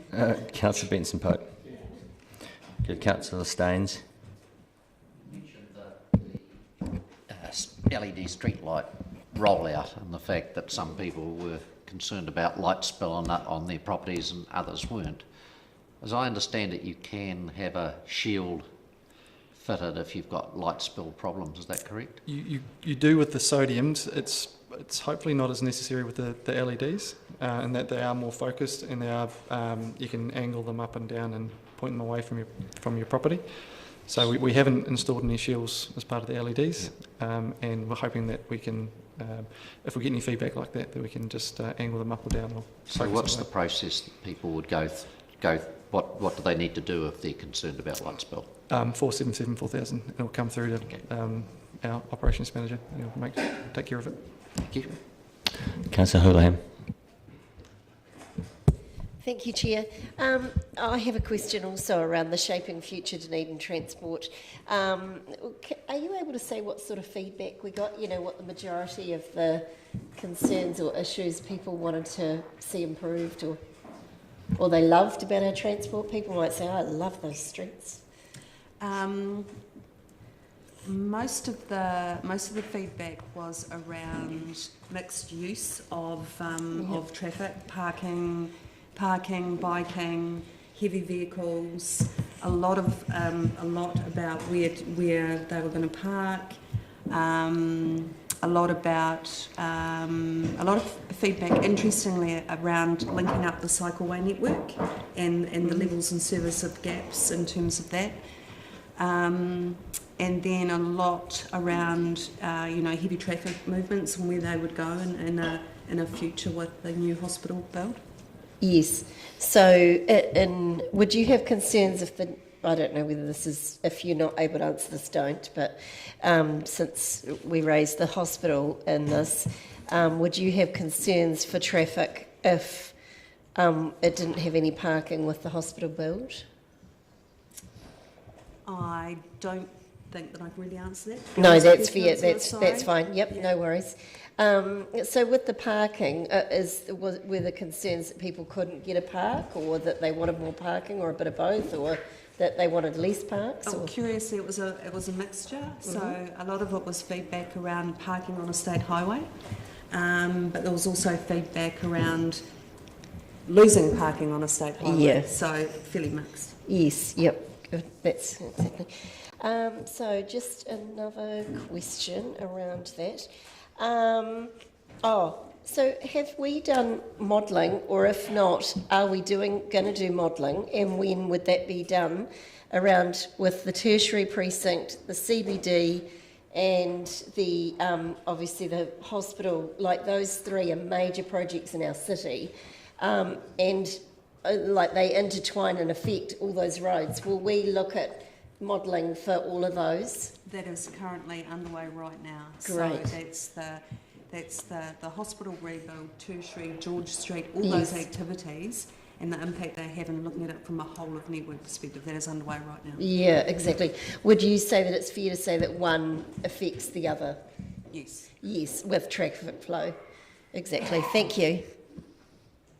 Councillor Rich. Thank you, Chair. Item 34, the projects planned for completion under the NLTP upcoming. The Forbury Bayview Road, Allendale Road roundabout, which is a kidney-shaped one.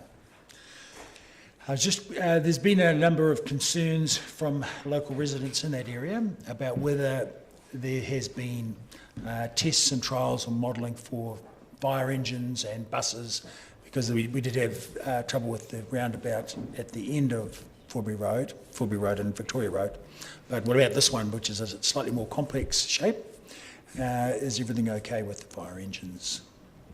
I will come back and confirm to you, Councillor, but I'm pretty convinced that it'll be based on an NZTA or based on a standard design that would have taken into those factors, but I'll confirm that for you. Right. I can elaborate a wee bit. So they've marked out the road and the future peanut shape at a location, and had buses drive through it, so they know the bus movements can go through. I'm unclear about the fire engine, but but we can get back to you about the fire and emergency services. Wonderful, thank you. And parking, I noticed there's quite a lot of road changes and safety improvements over the list of transport initiatives, but nothing about fresh parking for the increased number of cars on our roads. Is there any plans to increase parking in the city?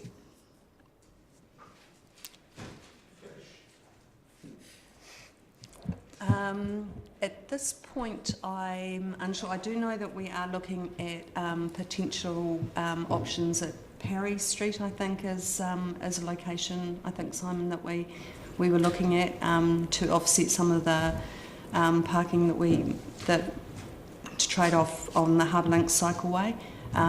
That's the only real parking initiative that I know at the moment, Councillor, but I'll take some advice on whether... Yeah, so Shaping Future Dunedin is considering parking holistically. So on the social pinpoint site, you would have seen that there is a page for parking, so there's a whole lot of feedback around parking. There is...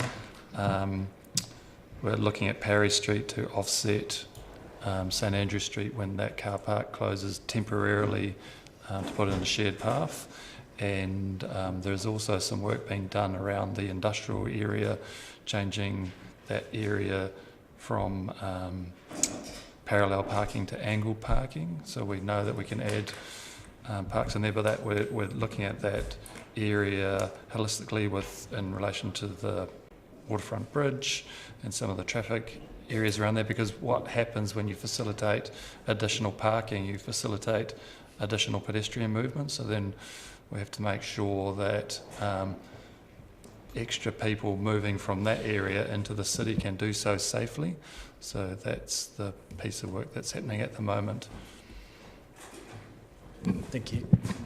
Can I just follow up with a question there too? With the Shaping Future Dunedin Transport point 33, you make the statement, work continues to summarise that feedback and to continue engaging with the community. So is that really where we are at the moment, where basically that first consultation reach out is finished, it's now been summarised, there is traffic modelling going on, which is also due to complete, I believe, in August, is it not, which is upon us now. So that will all aggregate together, am I assured, and then you'll go back out to the community again, and that there are no decisions being made in the interim in terms of setting us up one way or the other, and that in addition to traffic flow, we'll also be having our first talk about parking. Is that a reasonable summary of the whole thing? Yep. Thanks. Councillor Hall.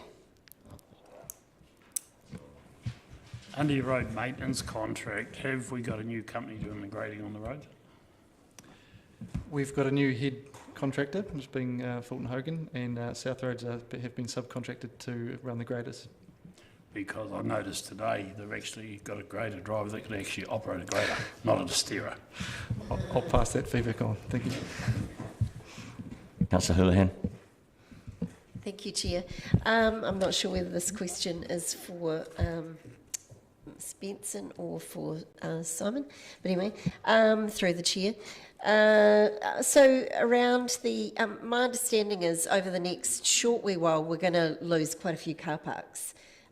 So one I think will go with the hospital build, the Wilson parking, isn't that correct? That it's, I don't know whether, I believe that to be the case, but anyway. And then of course, St Andrew, there might be changes there and there are some others, but obviously that's going to be a lot of spaces gone for parking without really good alternatives for people to use. What are we going to do about that? Like, are we doing planning for that? Just remember again, we want to make sure we're focusing on the activity report as opposed to, but Yes, I guess under Shaping Future Dunedin yes, Transport Shaping point Future. 33, yes. Yeah, exactly. So under Shaping Dunedin Futures, one of the pieces of work that they're looking at, Councillor, is also how we can get an increase in patronage in public transport. Right. So that goes some way to helping alleviate the congestion. But specifics from that I don't know, but I can find out from Nick and let you know. Thank you. Would it be fair to say that new project builds are being told under this new sort of Futures Dunedin Transport that they don't need to have certain car parks, whereas previously they did when they're building? Is that correct? Does anyone know? I know we've got, it's come up before in issues where now under, I don't know whether it's under this, but under a strategy, people who used to have a car park with a build don't. No, that's a city planning question, but I think Right. there is new legislation that's being introduced I that can would jump on facilitate that. There's a that. paper tomorrow on the Planning and Environment Committee that speaks directly to this point. So Right. it's probably something to discuss at tomorrow's committee meeting around the national policy statement paper that you have. Oh, okay, right. Sorry, I might have been confused with the papers there. So on that, given we know that in a lot of areas there's going to be a lack of parking, is our solution at the moment public transport? Just before Ms Benson asks that, do we have a conclusion? I don't believe we have a conclusion there's going to be a significant lack of parking, and I believe we are addressing this question tomorrow. And I've allowed a fair amount of deviation away from the activity report, but I have a feeling that we're now getting into a discussion of Shaping Future Dunedin Transport, whereas in fact this was a reporting on the progress of that particular activity at the moment, to which they have stated that they will continue to summarise that feedback and then get back to us later. So I kind of want to move on at 4:05, and I'm not really sure whether your questioning is to the activity report or to a greater question, which I think we will cover in other meetings. Okay, thank you, Chair. Yeah, just I was asking that question because I know in the engagement that people have given, they've said they've got concerns around parking. I'm just pointing out the obvious that there's going to be a lack of parking, and our at the moment it seems our only option is public transport. Thank you. Very good. Councillor Elder.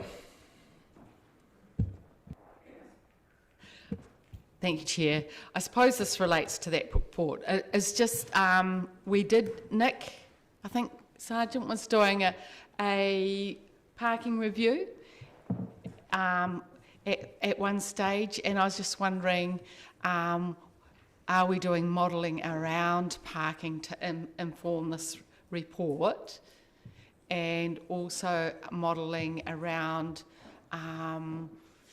the amount of parks or people use the impact of the hospital related to that. That was all. I visited Christchurch in the weekend, and my daughter was mentioning going to Christchurch Hospital and what a nightmare it was. So, yeah, just the thought around the modelling how to people get to the hospital. I'll check with Nick around the modelling around parking. I definitely know about the network traffic modelling, but I'll check on the parking. Councillor Lord. Yeah, one question I've been approached a couple of times lately about the corner of Portobello Road and Portsmouth Drive and the need for a roundabout there, and they say the one at the other end's been absolutely fantastic. At the other end of, is it Shaw Street? Yeah, the one on the precursor to Silverton Street, whatever it is along there. But I was just wondering, is there any thought of putting one in at that corner? And has there been any above average accident rates or anything there that's caused you to have concerns? I've not seen any above average accident rates on that particular corner, but it's definitely something we can look into. We've had some really good feedback with a lot of our roundabout trials, so it's something that I could pass on to Jan, our safety engineer, and get a considered response. The other thing, I just wonder if it's possible, if when you're having a look at that, could you also just have a look? Someone also came and said there's a lot of foliage there that is growing out over the road, but I haven't actually seen it myself, so I'm not sure how bad or otherwise, but if just someone we'll have a good look. Thank you. Yep. Thank you. Is that it for questions? Councillor Benson Pope indicated a willingness to move. Thank you. Speaking briefly. Councillor Gary seconded it. Yep. First of all, I want to thank staff for the information that's been passed on to me about the intersection I was whinging about last time at the Musselburgh Rise, Silverton, Somerville corner. It seems to me that the proposals that I'm looking forward to seeing in place will solve the problem, or at least reduce the likelihood of visitors to the city or idiot local drivers committing suicide or killing someone else. So that's really good. And I also, while I'm brickbat free, want to congratulate all those involved, and I'm referring to item 2 in the report, Mr. Chairman, all those involved in the work that is making such wonderful progress on in the new part of the Dunedin North electorate, namely the Otago Peninsula, because I don't know how many colleagues have had occasion in the last little while to look at the work, the extra section that's been completed and what's happening elsewhere. But I think if and when you do, you will join me in complimenting the staff who've overseen the contracts, the people who've done the work, the people who've done the design, and anyone else I've forgotten, for what is an extraordinary addition to this city. But in particular, where there's that complete grade separation because the topography required it, it is a stunning area, and I've no reason to doubt why the locals who happen to live close to those parts in particular are overjoyed about it. So I think it's very much not just great that it's come in on time and on budget, it is a wonderful new asset that has been developed and will continue to be so. So thank you very much. Councillor Gary. So I want to address the meeting on item 26, the Peninsula Connection. because today is a red letter day, and I want to tell you why. As many of you all know, I've been associated with the project the whole time I've been an elected member, and prior to that, first of all as an advocate, lobbying the then council for the project in its various stages, and now on the other side of things and casting a vote when the opportunity arrives to support the project. Along with other members of the Peninsula community and other members of the city, the Broad Bay community led the charge, parents and school children, every single child in the Broad Bay school submitting to the annual plan twice, 2 years running. They knew what this meant to them.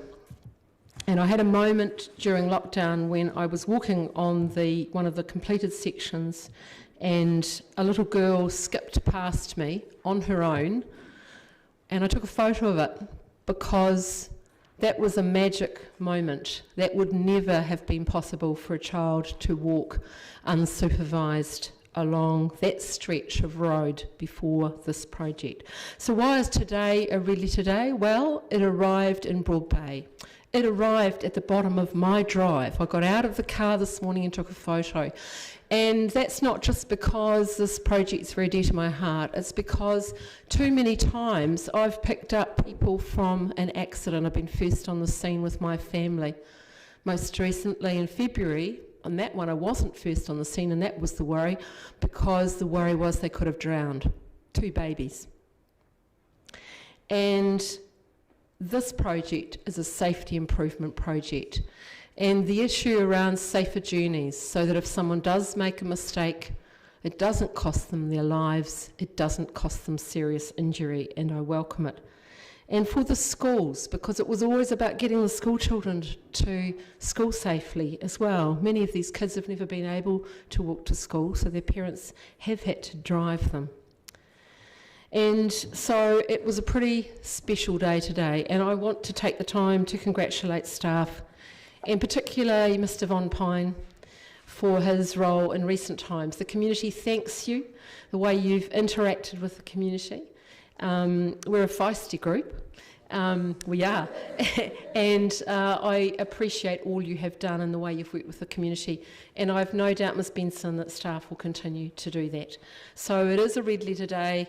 It's going to be an incredible addition to our city, our wider city, but it's going to make it safer, and that's the most important thing. Thank you, Councillor Radish. Yes, I'd like to congratulate the team on item number 16.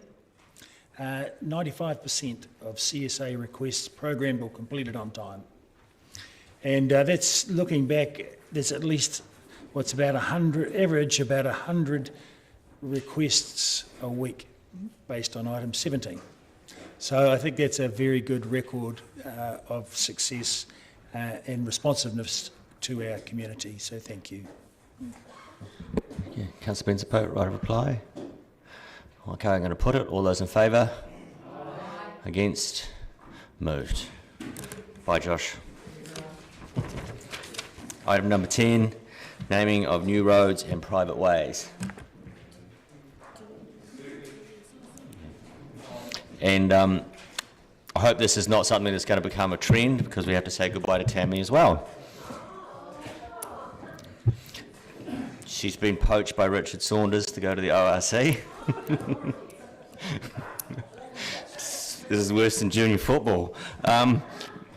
Again, it's sad to say goodbye to a really, really lovely staff member that's been really great to work with, and I wish you bon voyage, and let's hope we work together well, maybe in connecting Dunedin. Do you want to speak to this at all? I think somebody's already indicated willingness to move. Councillor Benson Pope and Councillor Lord. Nobody wants any questions? This is a very good item. I put it then. Oh, anybody wish to speak? I just wanted to make the comment that when someone is poached, it's a great compliment to the organisation they're poached from. Good luck, Tammy. It is an outrage. Okay. Right of reply. Very good. Okay, then I'll put it. All those in favour? Those against? Very good. Passed. Items for consideration by the Chair. Council Hall had mentioned the trees in Bethune's Gully and would like some follow-up on that. Shall I bring that forward as an item for consideration? And Councillor Benson-Popes, your commentary on a report back, I can't remember what it was now. It was a request for a report back in the matter of course on the quantum of money foregone from our retail rent holidays. Okay. So that can happen automatically. Okay, that doesn't probably need to be captured, but I would like to capture Councillor Hall's. That Bethune's Gully plantation, the council spent a lot of money putting a road in for access. They put a fort across the creek, they've done everything, and it's just all the money that they've gained out of it has gone into paying that, and all the benefit is still sitting in the Bethune's Gully. Very good, then I'll just capture that as an item of consideration, and I think that sits with Parks and Recs. Cool. Councillor Lord? Yeah, look, I was just thinking in regards to the public forum and Mr Wiggery's talk, I just wonder if somebody would be able to have a word to either the media or whatever, because I just think the idea that we're doing something wrong when a private contractor that's been using our landfill decides to go elsewhere for whatever reasons they go, whether it's a financial stimulus or whatever, I just think that it's probably misunderstood. Yeah. Actually, thank you for that, because I forgot to get Mr Henderson to clarify that in fact that revenue shift was not a loss, but it was a reduction in revenue. So yes, it probably would be quite useful if, I don't know, Mr Drew, would you be able to work with me on that? My understanding of that was when Waste Management took over, they were bringing material from out of Dunedin to Green Island landfill, and now they're transferring that to Winton. In terms of the item, it'll be Mr Drew will take that on. Okay. Anything else to raise? Okay, call that item done. So therefore the meeting is finished. Thank you very much. It's too late now.